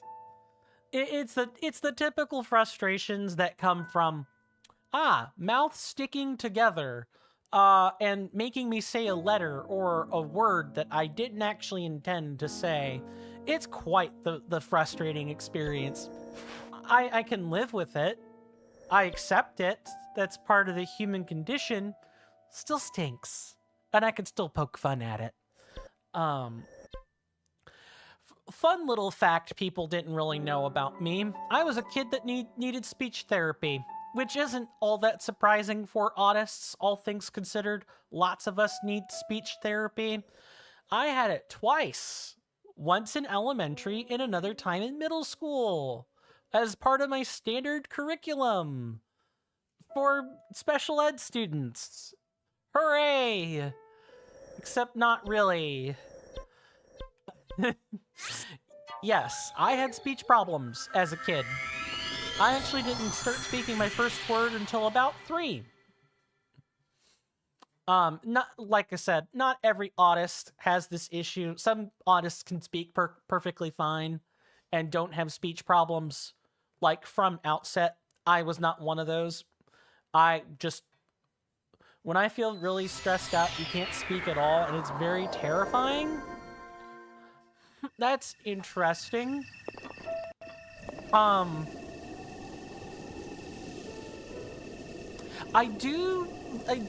get what you're saying, and I'm trying to think if I've experienced something quite like that. Not exactly. I do get more frazzled when I'm frustrated, and I often make speaking gaffes, but I don't know if it ever really breaks down to not speaking at all. You can make signs and write easily, you just can't vocally say anything. That's I'm sorry you experienced that. It's also interesting that you experienced that, because I would like to know. I would love to be a stray neuron, watching the signals, figuring out what part of you is shutting down during those moments. Still sucks. I really have to emphasize that. It sucks that you experience that at all. Because I don't want my curiosity to come across as, ooh, he's being weird. Make sure I know where to transition from here.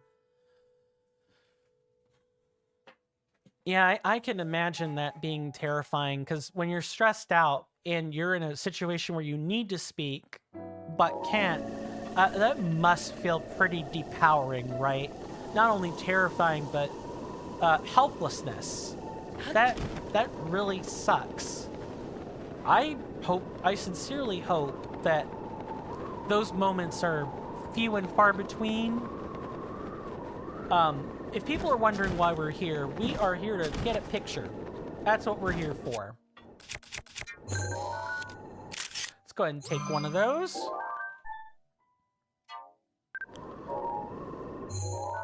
And then we need to get 2 more pictures. A scout, which is harder, and then a standard guardian.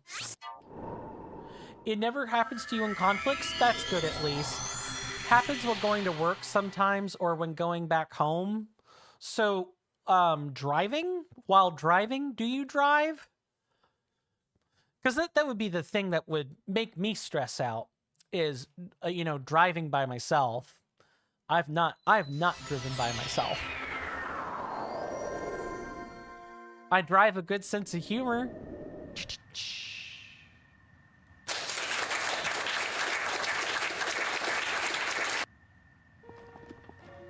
I don't know what the driving experience is like in Romania, but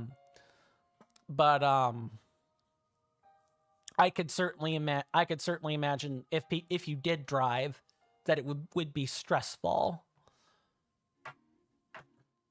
Hasn't happened in a month? Good.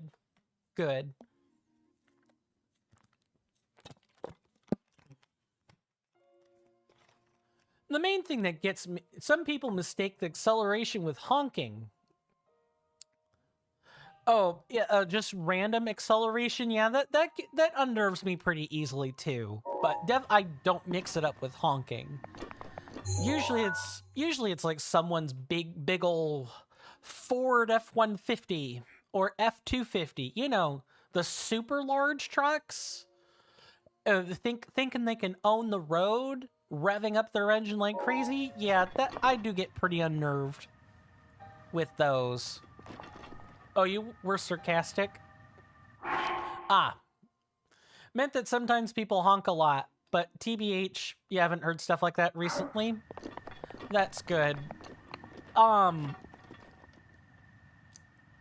So it sounds you don't drive. Okay, I was about to follow up with a question, like a clarifying question. But you'll try to get a driver's license after uni is over, but after a long time, that's fair. No pressure. Driving can suck. Especially if you suffer from any form of auditory or sensory overload. That could be bad. Sometimes countries have regulations about autists and driving. In my case, not really. It would come up with the other regulations on the license. Like, being an autist is not a reason you can't drive. It's do you have the mental cognition to drive? Do you fall asleep at the wheel easy? Like, are you a narcoleptic? There are things that go on the license as a tag, and certain sorts of things have to be applied to your driving condition. Certain sorts of restrictions you have to follow, and some things like failing a vision test or what have you preclude you from a license, and or you have to turn it in as soon as humanly possible. And you can like pay huge fines if you don't. Like back-breaking, give up your house type fines. Pretty happy to report I don't have to deal with that yet. Hey there, Dragon Gamer 0757. Welcome on in. Welcome to the stream. Good to see you. Hopefully you're doing well in health and in spirit, and hope you enjoy your stay. Sorry. How are things over in your portion of the world? And how familiar are you with The Legend of Zelda Breath of the Wild, or like the Zelda franchise in general? Just call you Dragon? Sure. I'm normally kind of a formal person, but I will definitely do that. I often struggle with not using full names. Not of people.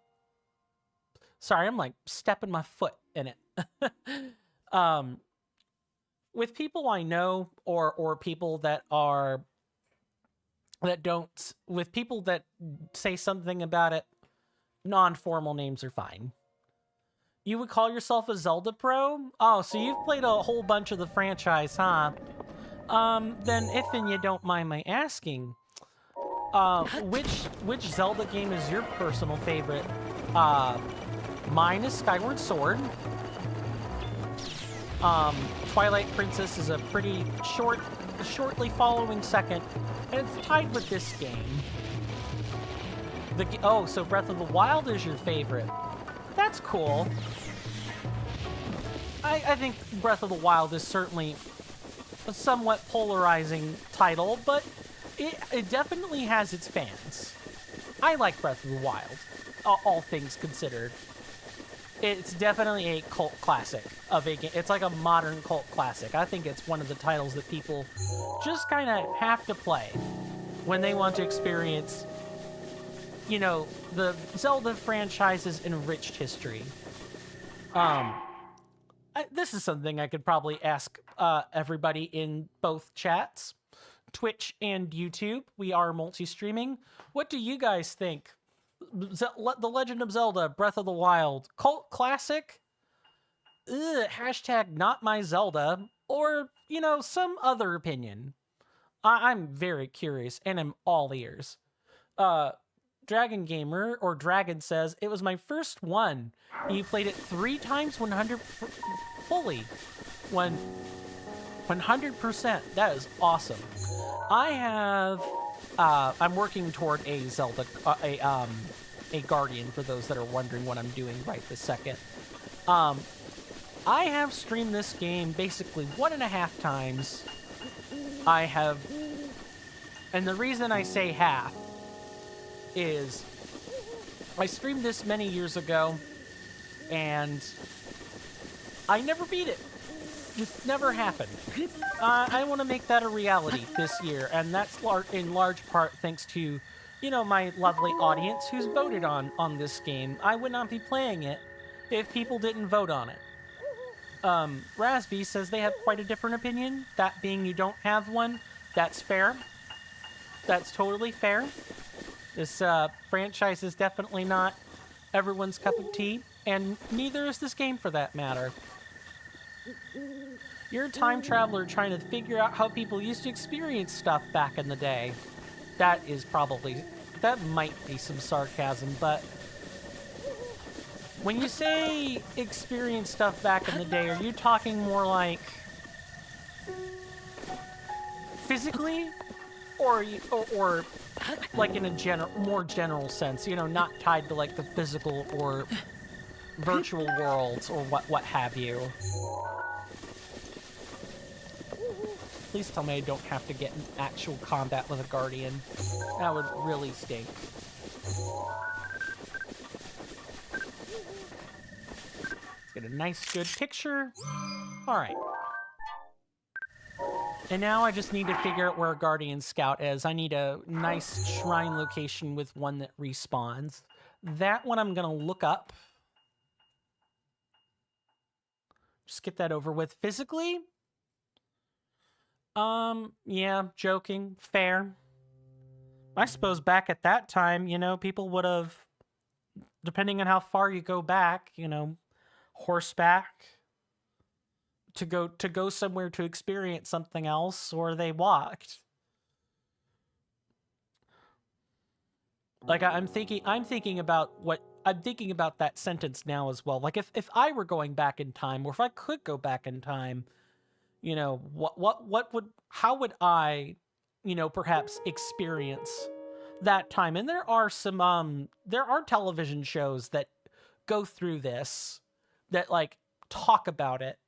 I think one of the ones that my folks watch, my dad and my stepmother in specific, is one called The Outlander. Yeah, I think it's called The Outlander. It like takes place in Scotland and, you know, colonial and pre-colonial America, depending on like what part of it you're in. And it definitely, in the first few initial seasons, meddled with the concept of traveling between the present and the past. Trying to think of, and back then, you know, the main character who was practiced in medicine had to figure out how to make new medicines using, like, modern medicines using old world techniques. It was really quite interesting. However, sometimes I do make bluffing predictions with friends with complete confidence, and when they happen to be right, I tell them we live in a simulation. You're one of the admins. That's how you knew. I find it really funny because of the delivery. Yeah, you've mentioned the whole simulation thing before. That is funny. That is funny, and I can imagine that line being delivered with some dry wit in real life. Yeah, that would be funny. I'd probably laugh at least once, probably over a course of a few minutes.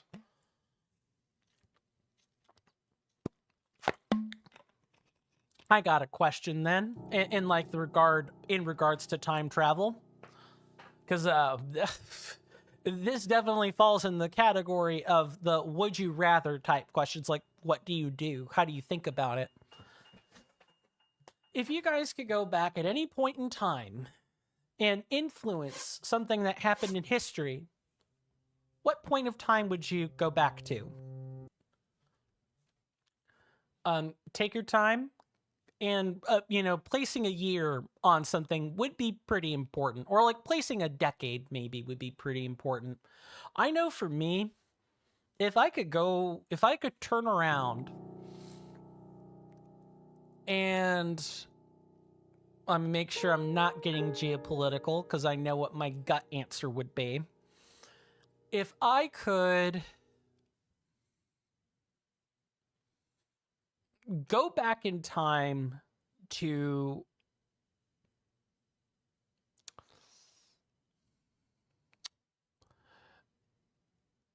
God, this is I had an answer and it went.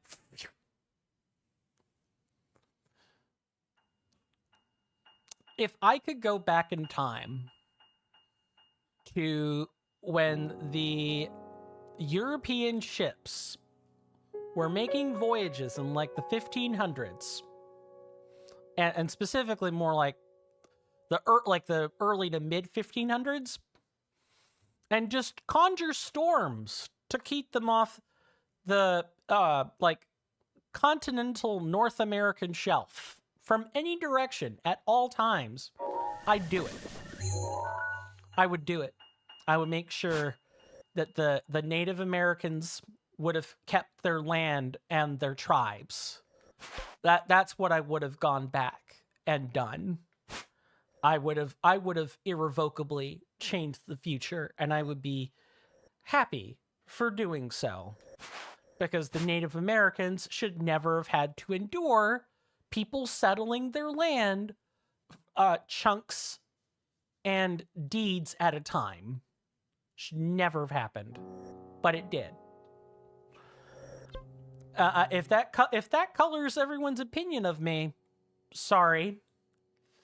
I'm not some American apologist either. I'm merely speaking toward the perceived and actual degradation of humanity that the Native American tribes have experienced over the course of multiple centuries. Everything ranging from the first bits of colonization to, Andrew Jackson's famous Trail of Tears, and by famous, I mean infamous, to today where they're on reservations and stuff.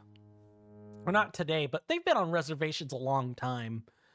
But when modern companies are building over their grave sites with pipes that transport oil from one place to another, that's the type of thing I'm talking about.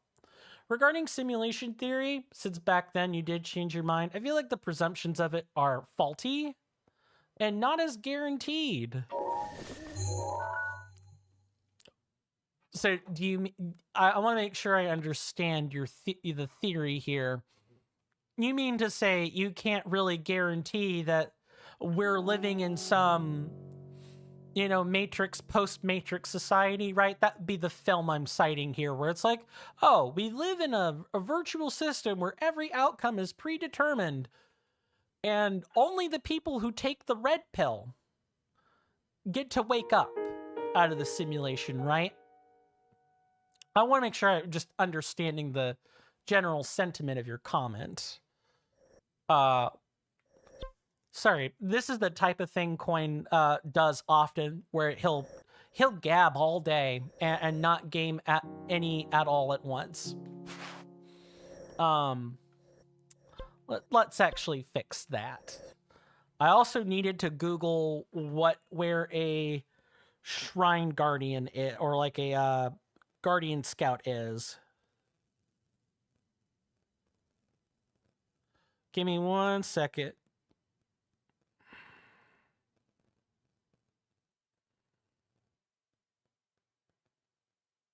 If I could spell.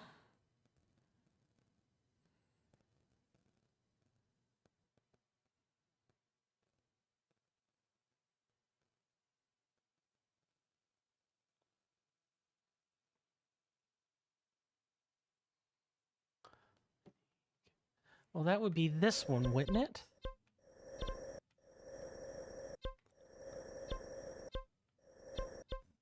Oh, I think the AI is gonna get me with this. But we'll see. I should have typed -AI into the search results.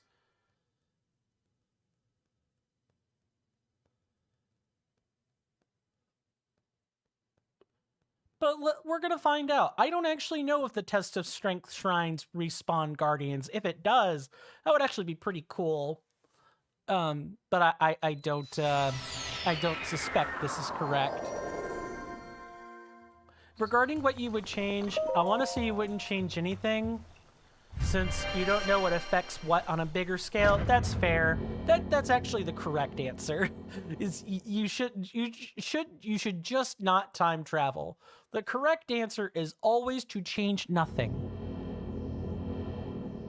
If I wasn't almost going to die like 3 years ago, maybe I would have lived just fine and had a great time with friends, and one day getting hit by a bus or something, or end up being an addict or a gang member, or plenty of other bad paths.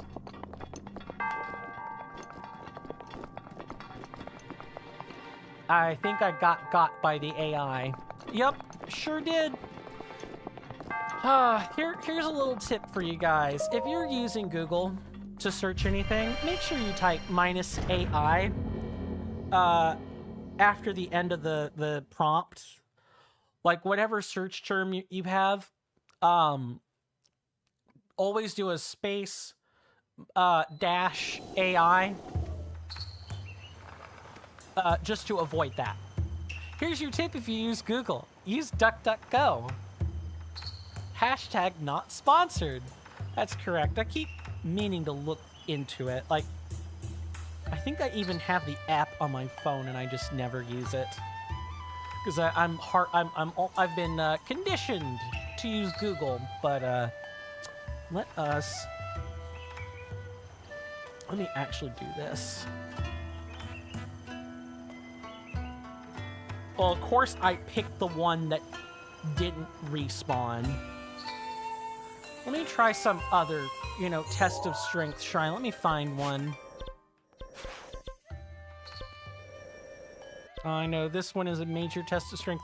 How difficult do I want to be? Just change the default search engine to that. No AI stuff, mature engine, no autocomplete or history. I will write that. I'm going to endeavor to write that down.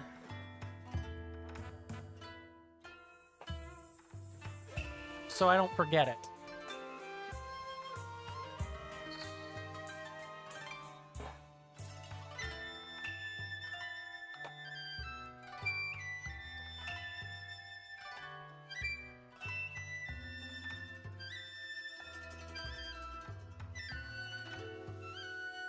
It shows up in commercials, so it should be easy enough for me to remember, but in case I don't, I'll write it down.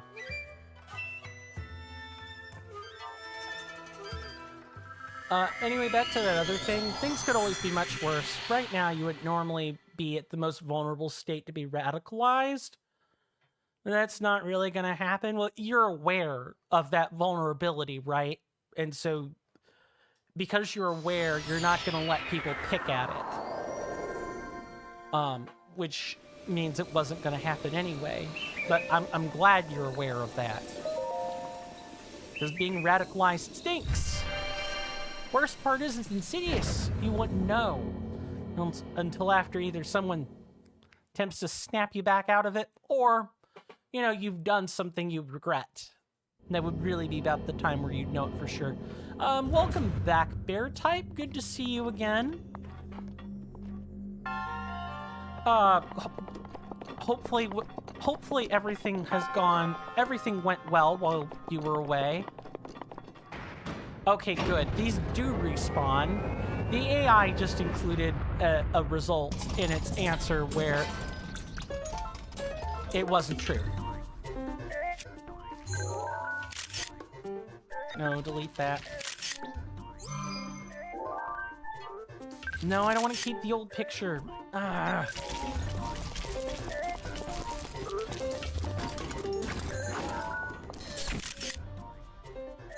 That might have to do. I'm trying to get a good picture. What do you mean, respawn? Oh, you didn't have to move over to YouTube or Twitch unless you just wanted to, Bear Type. Just needed a pic. Yeah, I'm needing a picture for the shrine quest is what's going on. What's your Bear Type? Please give me just a second, everyone. I heard a strange noise. I will be right back.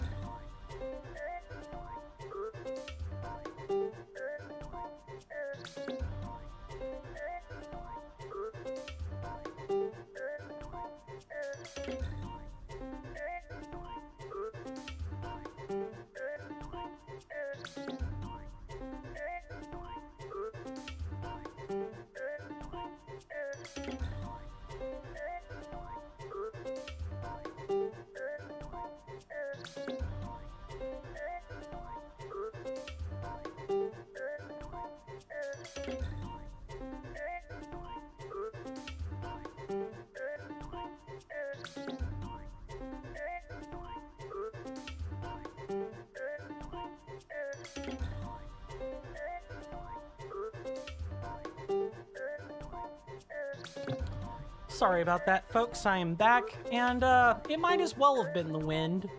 What I heard was apparently a hallucination. Everyone was fine.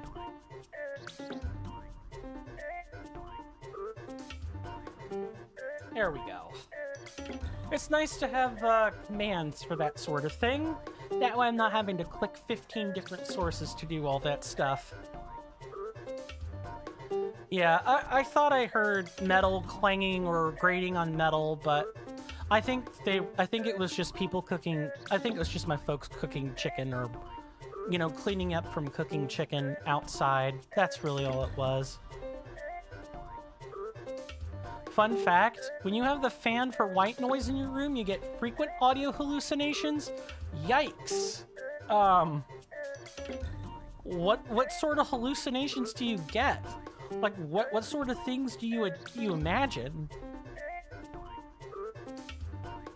It didn't actually happen in quite a while. Used to have them a lot when sleeping. I'm sorry that they happened in the first place, but at least they haven't been happening in a while. Mosquito noises? Okay, so at least it's like... It's things that could make reasonable sense for an auditory hallucination that occurs when fans are blowing. Usually when I hear strange noises outside my office, even if I'm streaming, I drop what I'm doing and I go make sure no one's hurt. Or like no pets are hurt. Nobody's hurt, no pets are hurt, so on and so on. You think you added a profile pic? Ooh, nice PFP. That is an excellent bear drawing. Where did you find that? Or did you draw it yourself? Merely curious. Hallucinated mosquito noises are the worst because you have to sleep on the side and cover everything outside of your face. I can imagine. Yeah, I could definitely imagine that. Yikes. I don't normally experience auditory hallucinations, though. You see it? I don't see it on the chat on screen. Oh, that's because I clicked on your name in the Twitch chat and got the PFP. That's what I did. These hallucinations are very easy to check. You don't actually remember how, but you can easily tell if it's coming from the fan or not. You just angle your ears in a particular way. Makes sense. Wish I could do that. If I can do it, I certainly don't know if I'm doing it or not. Anyway, you made it yourself. I like how made is in air quotes. Okay, hey, you made it. I'm willing to bet you like recolored it or something, if I had to guess.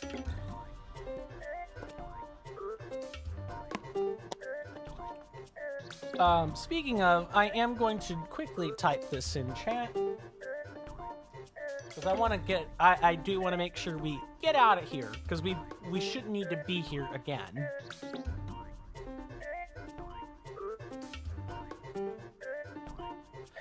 You mean you did it with AI? Okay. That's cool. I mean, hey, it did turn out really, really well then. Yeah, that's good. I'm glad you have a PFP you enjoy. That's the important part. Discussion on AI notwithstanding. Last sentence I'll read, making sure I go back, and then I will go ahead and focus. Related to bears, in Romania, bears are tied with culture and stuff. We have a national day for it as well. Bears are great. And then you called one of your cats Ursu, which means the bear. Yeah, you've told me about Ursu before. That's nice. Trying to remember if... I think you've talked about Ursu a few times. I think they're like, what, one of your more significant cats? If I remember correctly?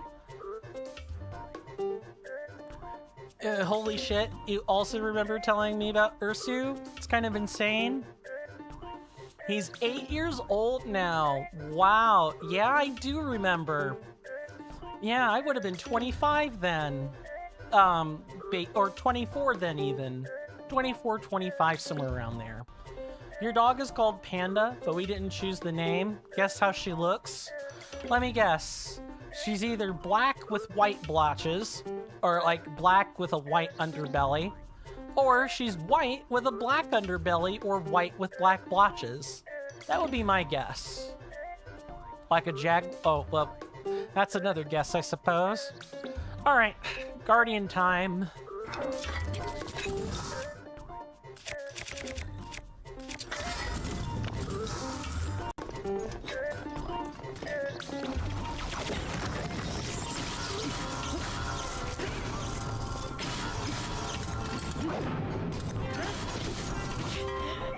Oh no, I died. Welcome back, Not Kately. Good of you to return to us. Hopefully, things have been going well for you since last we spoke.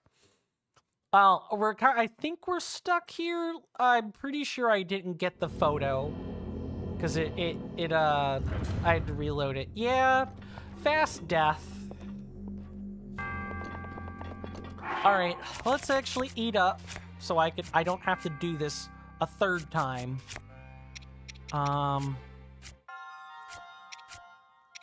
Yeah, I should have topped off my health there. That was pretty stupid of me. Okay, I've got everything how I want it. I'm gonna save again.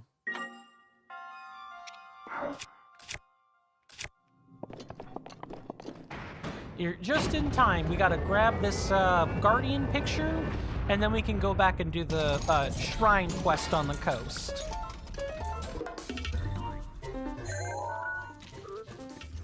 There. That's a good picture.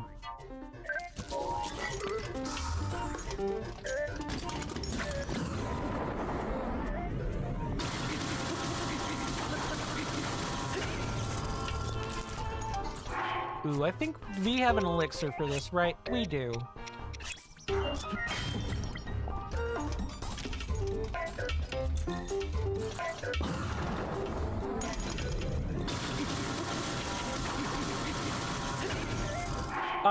I learned a bit ago that the 4 durian food that's like 16 hearts and full health is the best one. Yeah, it's like simmered fruit featuring hearty durians. Yeah, that's a pretty good one. What are the pictures for? Raspy asks. The pictures are for a shrine quest. Specifically, the Guardian slideshow. There's a person on the coast that's guarding a marble you need to get into a shrine. And the only way she'll let you have the marble to get into the shrine is by showing her pictures of guardians that she's talked about. She even named the little orb Roscoe.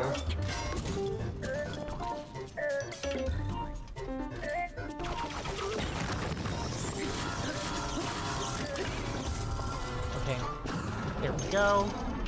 You got 7 shrine quests left. You need to do them?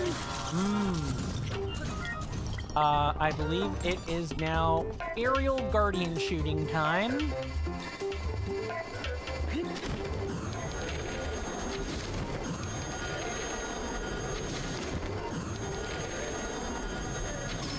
There we go. Got him.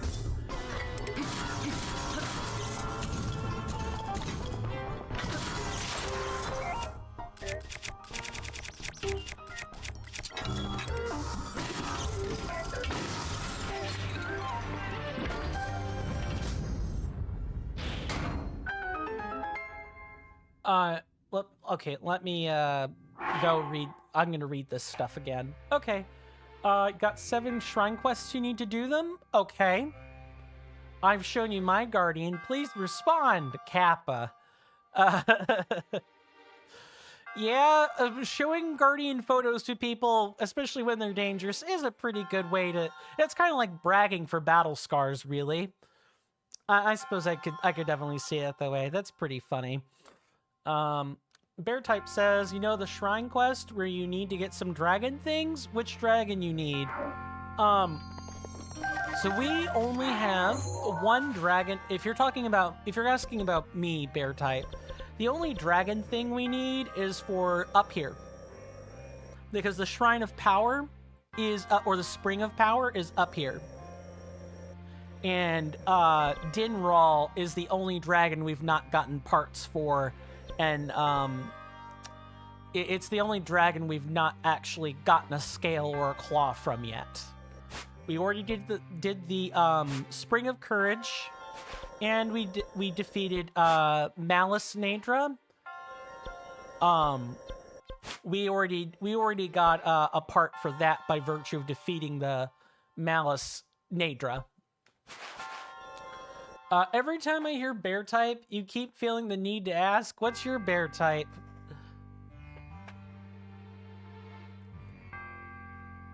Yeah, this shrine, you know what dragon scale you need from it? I know, like, the name, but I don't know the dragon type. So if you're looking for the Spring of Power in Akala, you need a scale from Dinral. Dinraal. Let me write that out for you guys.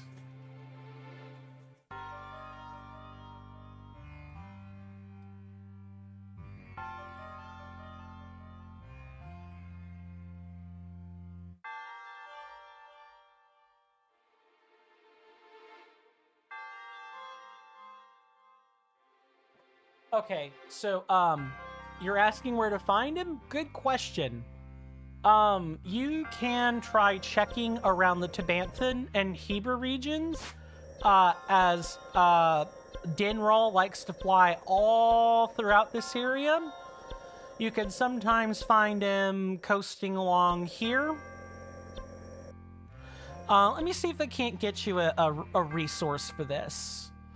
Stream is gonna do something a little funny while I get a link for you.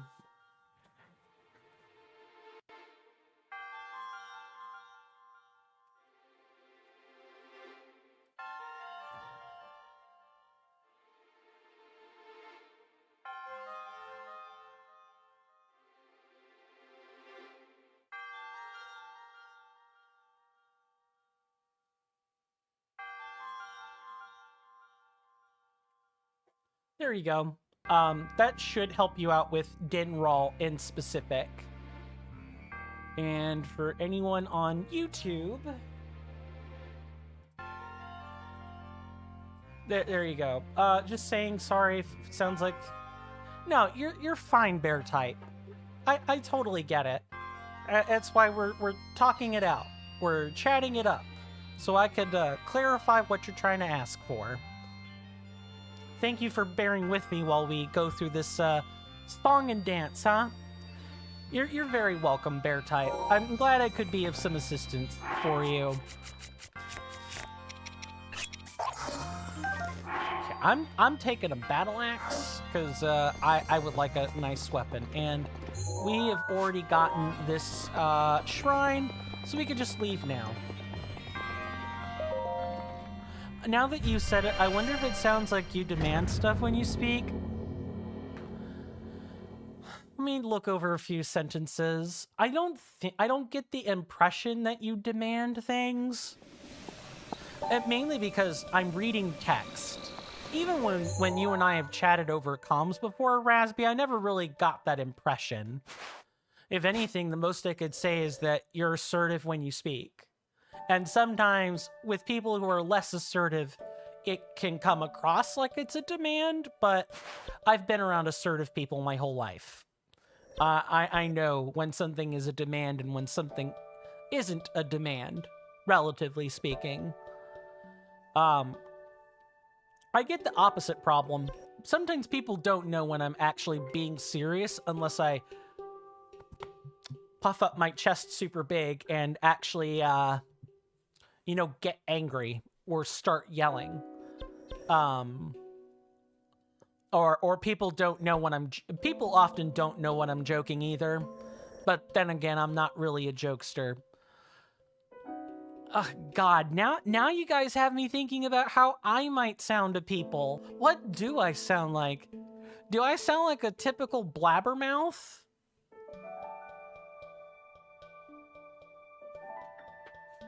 I don't know. Bear Type asks, you live in the US, right? Mm-hmm. What do you think about snack bars? There are all kinds. I don't really like US snacks just because you don't like caramel and things like that. Depends on the snack bar. If we're talking like candy bars, oh, caramel and chocolate are my kryptonite. I love that stuff. And it's totally fair if you don't like caramel and sweet things. A lot of people, you'd be surprised the number of folks out there that aren't into sweet things. I've got a sweet tooth. I gotta watch it when it comes to caramel and chocolate. Maybe kind of random. That's part of the live stream experience. It's all part of the experience. Lots of streams have random questions. You also have people not know when you're annoyed, but that did get a lot better over time. Good. Good. What have I done? Bear Type says, you haven't done anything. You know, what? Your crime would be talking? You needn't worry about it. And please know that I'm hamming it up. I'm poking fun. Hello, suspected spam. Please stop calling my number. Thank you. Didn't ask. Touch grass, go outside. Sorry. Rasby says, to me, you sound like you use 37 sentences to describe a 5-sentence thing. That's true. Yep, that's me to a T. I use lots of words. Kind of hard to engage with sometimes because it requires a lot of brain power and focus. Yep, I get that. Even though I'm pretty sure I'm not smarter than any other person or anything, I do often get the comment of, you make me feel stupid when you talk. I get it a lot. I always feel sad when I hear it, but then I realize it's because I'm a giant blabbermouth that's way too verbose for his own good. Bear Type says, in my country, everything is chocolate, waffles, and some things inside like Kit Kats. Oh, nougats and wafers, that sort of thing. I mean, I would like to be surrounded by chocolate, waffles, and Kit Kats. That sounds like fun. But then, you know, I would probably also hate it. After a while. Like, it would, like, grate on me after a while. How's the dental stuff there? That's directed at Bear Type, right? People will say that you are a yapper, JK. Mm-hmm. I do yakety yak. That is true. I do yakety yak, and I don't bother hiding that.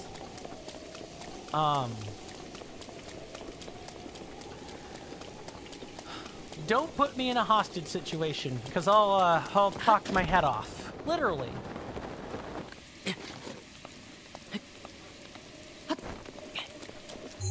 I know a person who used to work in the chocolate industry, and they had to, like, test a lot of stuff, and they ended up with teeth issues. I can imagine.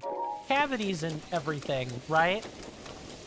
Yeah, probably lots of cavities. You can brush all day long and you'll still, like, have issues with, like, dental health. Because what do bacteria in your mouth like? And yes, you have them. Everyone has bacteria in their mouth. Bacteria like sugar. Glucose. All bacteria like that stuff. Although there are some bacteria that will only, like, digest glucose if they have to. Some actually prefer lactose, believe it or not.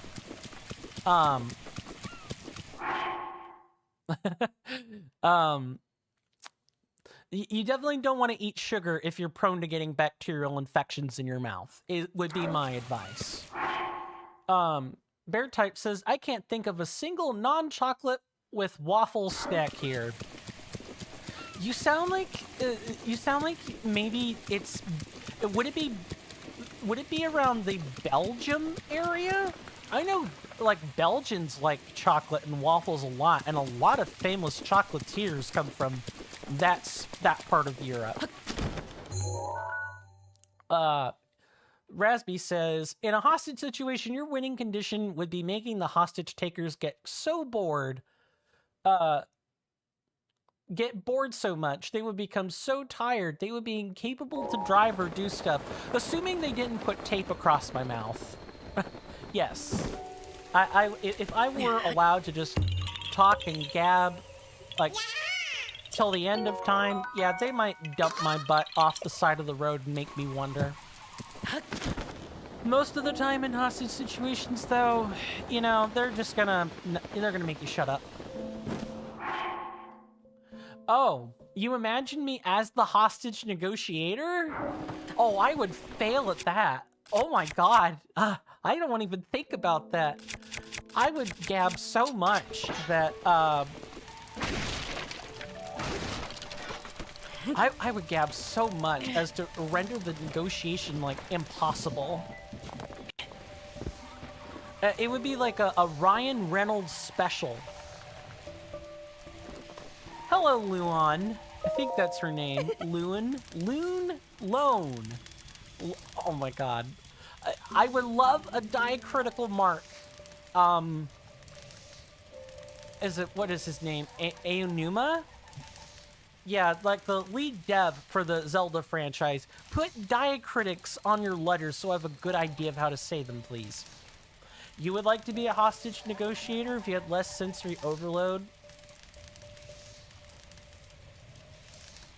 and could have enough attention? Wait, Bear Type asks, do you mean hostage like kidnapped? Yeah, we're talking about, like, the hypothetical scenario where, you know, you either have been kidnapped or you've been taken hostage, is the phrase. It's a hypothetical situation. That's all. My sweet Roscoe. Talking about kidnappings on a Friday night. Like at a regular day. Kappa. Oh, you missed something? We were yapping quite fast, I should probably say. So I can imagine it, you know, missing something it wouldn't be the most uncommon thing in the world. Right, we've already read all this. I'll show them to you. I like how we can comment, "You're funny," to this lady. Why is she fawning over this orb? I've seen her before. We saw her in the past stream the last time we did this, but I want to know what her story is. Why is she fawning over this orb? I'll show them to you. Orbs seem to be attractive. How do I become one? Unfortunately, my fine friend, I don't believe human orbs are nearly as attractive as stone and rock marbles like these. You would need to be transfigured, transmogrified, transformed. A process that doesn't exist. One simple trick that always works. Insert meme here. Someone speaking. You'll show me a guardian? Hey you, could you please not bother my Roscoe and me? Lady, I need to pry you apart from your lover so that I could enter a shrine. Thanks. It's not like you could show me a guardian or anything. That image! That's a flying guardian. Wow, I feel alive with a small guardian. Aw, it looks so vicious for its tiny size. Adorable. Hold on, if you've been able to show me two types, then that must mean... a walking guardian! I can't believe it. Nothing could be more dangerous. What an exhilaratingly scary sight. Oh my gosh. Yes, they're so cute. Oh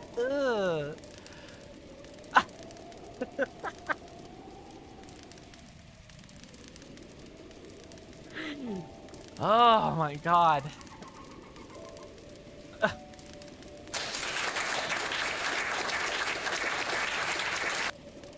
Standing ovations. Standing ovations. Sorry. I'm obviously being sarcastic, but this will never not be funny to me. Yeah, he is so cute. ... That is indeed exhilaratingly scary. The Guardians usually are, yes. They're even scarier when they're chopping off 10 hearts of your health at a time. You've never used that word in your life? Oh, you used it just now, didn't you? Ah, what a joy. Hey you, give me that box, okay? I want to look at those images every single day. Ma'am, this is a Wendy's? You can't do that. You can't? I see. How unfortunate.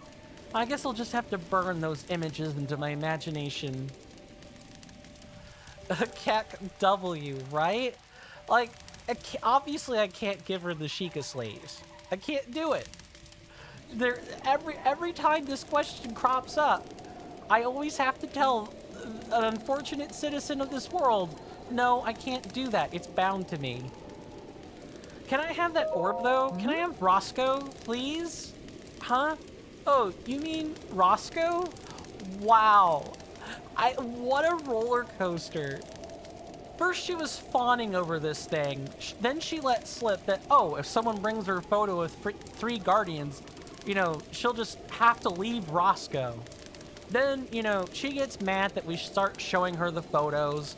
And then she gets all excited when she sees all the photos. And then she just dismissed Roscoe completely. Oh, Roscoe, don't worry. You can be reunited with the shrine and not have to deal with such an ungrateful woman. I no longer want to be an orb. Good. Sure, that weird sphere thing is all yours. Really, I'm over it. Yeah, I'm all about Guardians now. If I close my eyes, I can see them in my imagination. It's glorious. Quest canceled. Roscoe, be reunited with your people.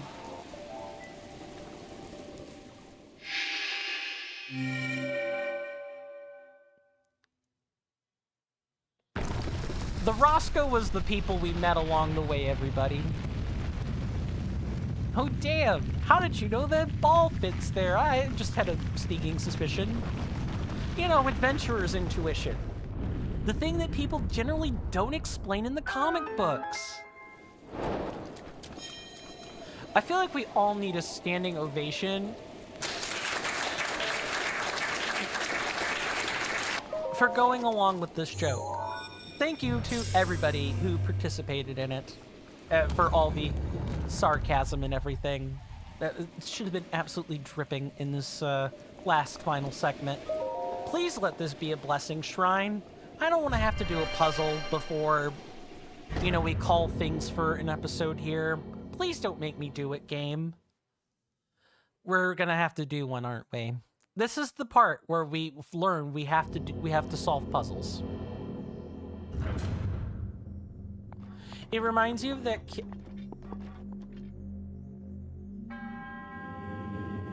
Are you serious, game? I suppose I could have clicked on the shrine on the map to know. How fitting. At least it's combat. Of the kid's toy with the squares, circles, and triangles, and the similarly shaped holes. Yeah, it does kind of... I could definitely see that. There's definitely a lot of that exists in this game. You're placing things into slots and holes, and then those things disappear. So this is a level 3 Guardian. Level 3 Scout, I should say.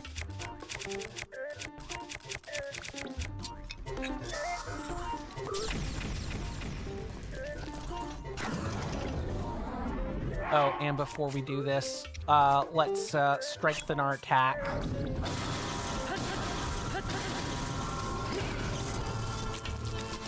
You're gonna... Yep, that's exactly what you're gonna do, and then we can unleash a massive attack here.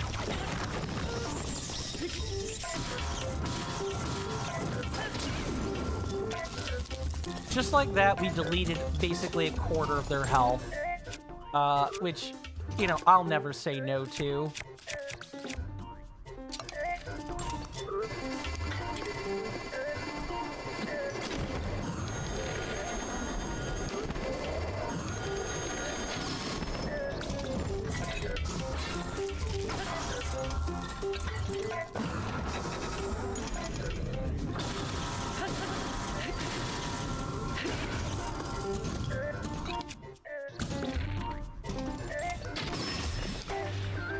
really, once you defeat these Guardian Scouts enough times, they're not too difficult. It gets harder once you start, well,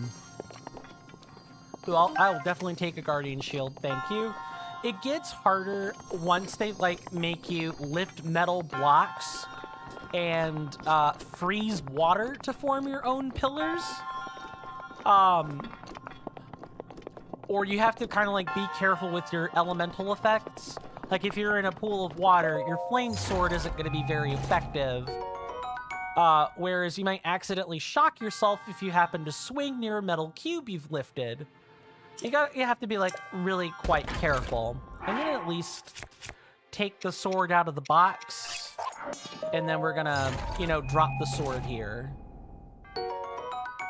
Although this is a nice royal broadsword. It's better than the claymore, but I want, like, a nice mix of one and two-handed weapons to use.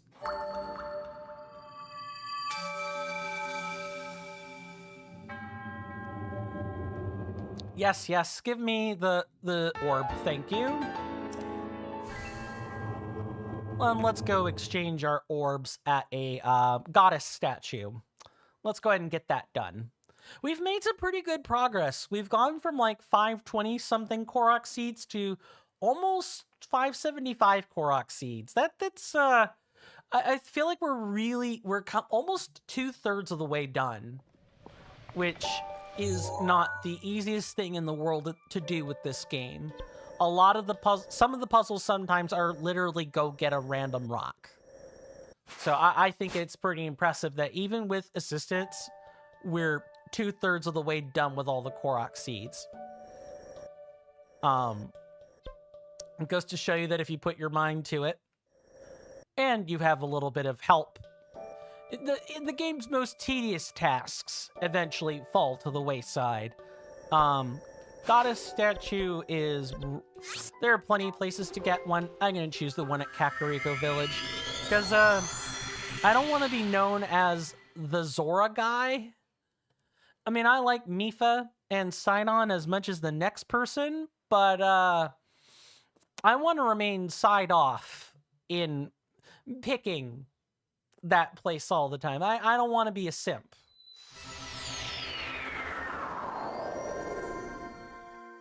Even though I am traditionally, like, among people who know me in real life, I am definitely the Zora fish person. And those areas end up being, like, my favorite places to go in Legend of Zelda titles. I like the Lakebed Temple in Twilight Princess. The Water Temple was, like, my second favorite dungeon in Ocarina of Time. You get the shtick. I generally like water places in games. Yes, give me... let me finish off the stamina wheel finally.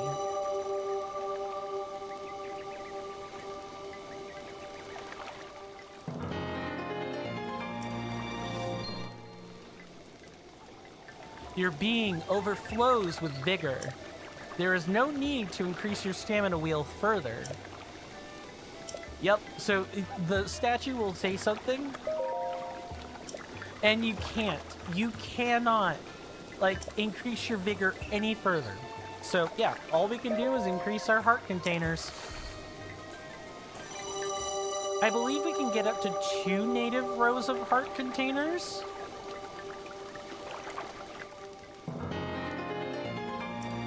No, that's a bit too much. I think you can get 1 native row of heart containers.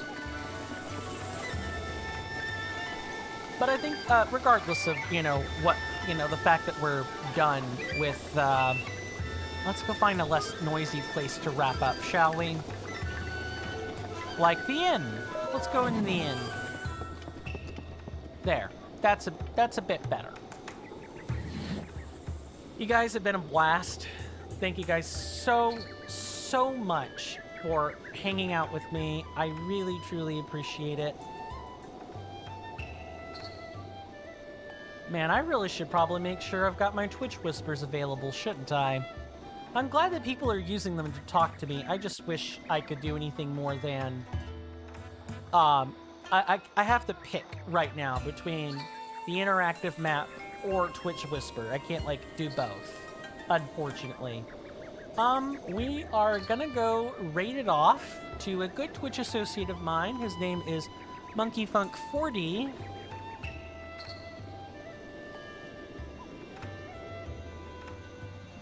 Just getting some things ready while we do it.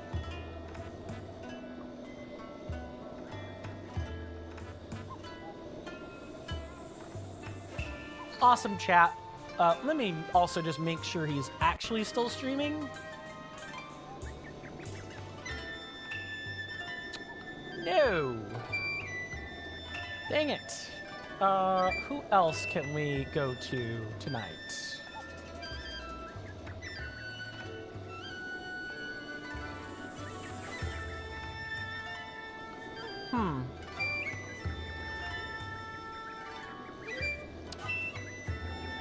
The usual person that was there is not there. I guess I'll give that as one of the 2 shout-outs. Oh, I thought I might have saw something. Oh, yeah, if you guys want to... Ooh, yeah, that's who we might raid, actually. We're gonna check out a streamer by the name of Axel LPS.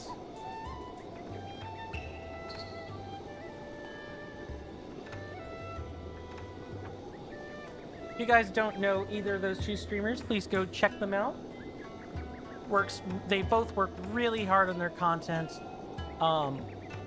Monkey Funk is like myself, plays a lot of variety stuff. Axel OPS also plays a variety of things. I don't really have enough of a functioning basis to determine, you know, what exactly that variety entails yet. A mix of retro titles and other stuff.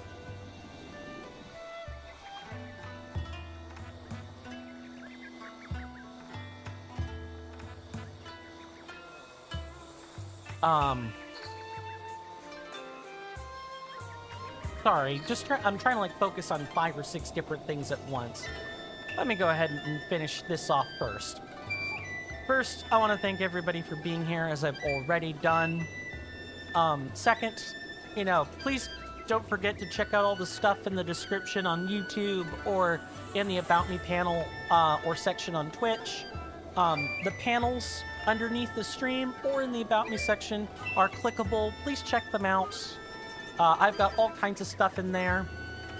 If you want to join the Discord, I believe that panel, the panel that says Discord, should take you right to it. If you click on Obtenebration Network, you'll be taken to a different Discord. So just bear that in mind. If you do go there, though, please tell the gentleman I said hello and hope they are doing well. What else? Look out for tonight. I will be in the process or in the works of making sure a video is minted tonight for Amnesia: The Dark Descent. I'll have to figure out how I want to record it, but I will get it done. We are still voting on which region we would like to visit next in this game. If you guys want to be a part of that voting decision, please join the Discord. Also in the description and in the About Me section on Twitch. If you guys want to know about or want to vote on which game we're playing afterwards, that's also in the Discord, in the voting on content channel. Like, there will be instructions for this, and if not, I can put out a gentle PSA about it. All that fun stuff. I think that'll about do it. Sorry, couldn't reach the mic in time.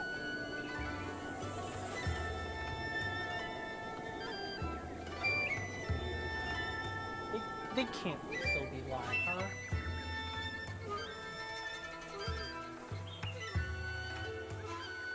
Huh. According to Twitch, they're actually still live. Okay. In that case, I'll raid the original guy that I mentioned earlier.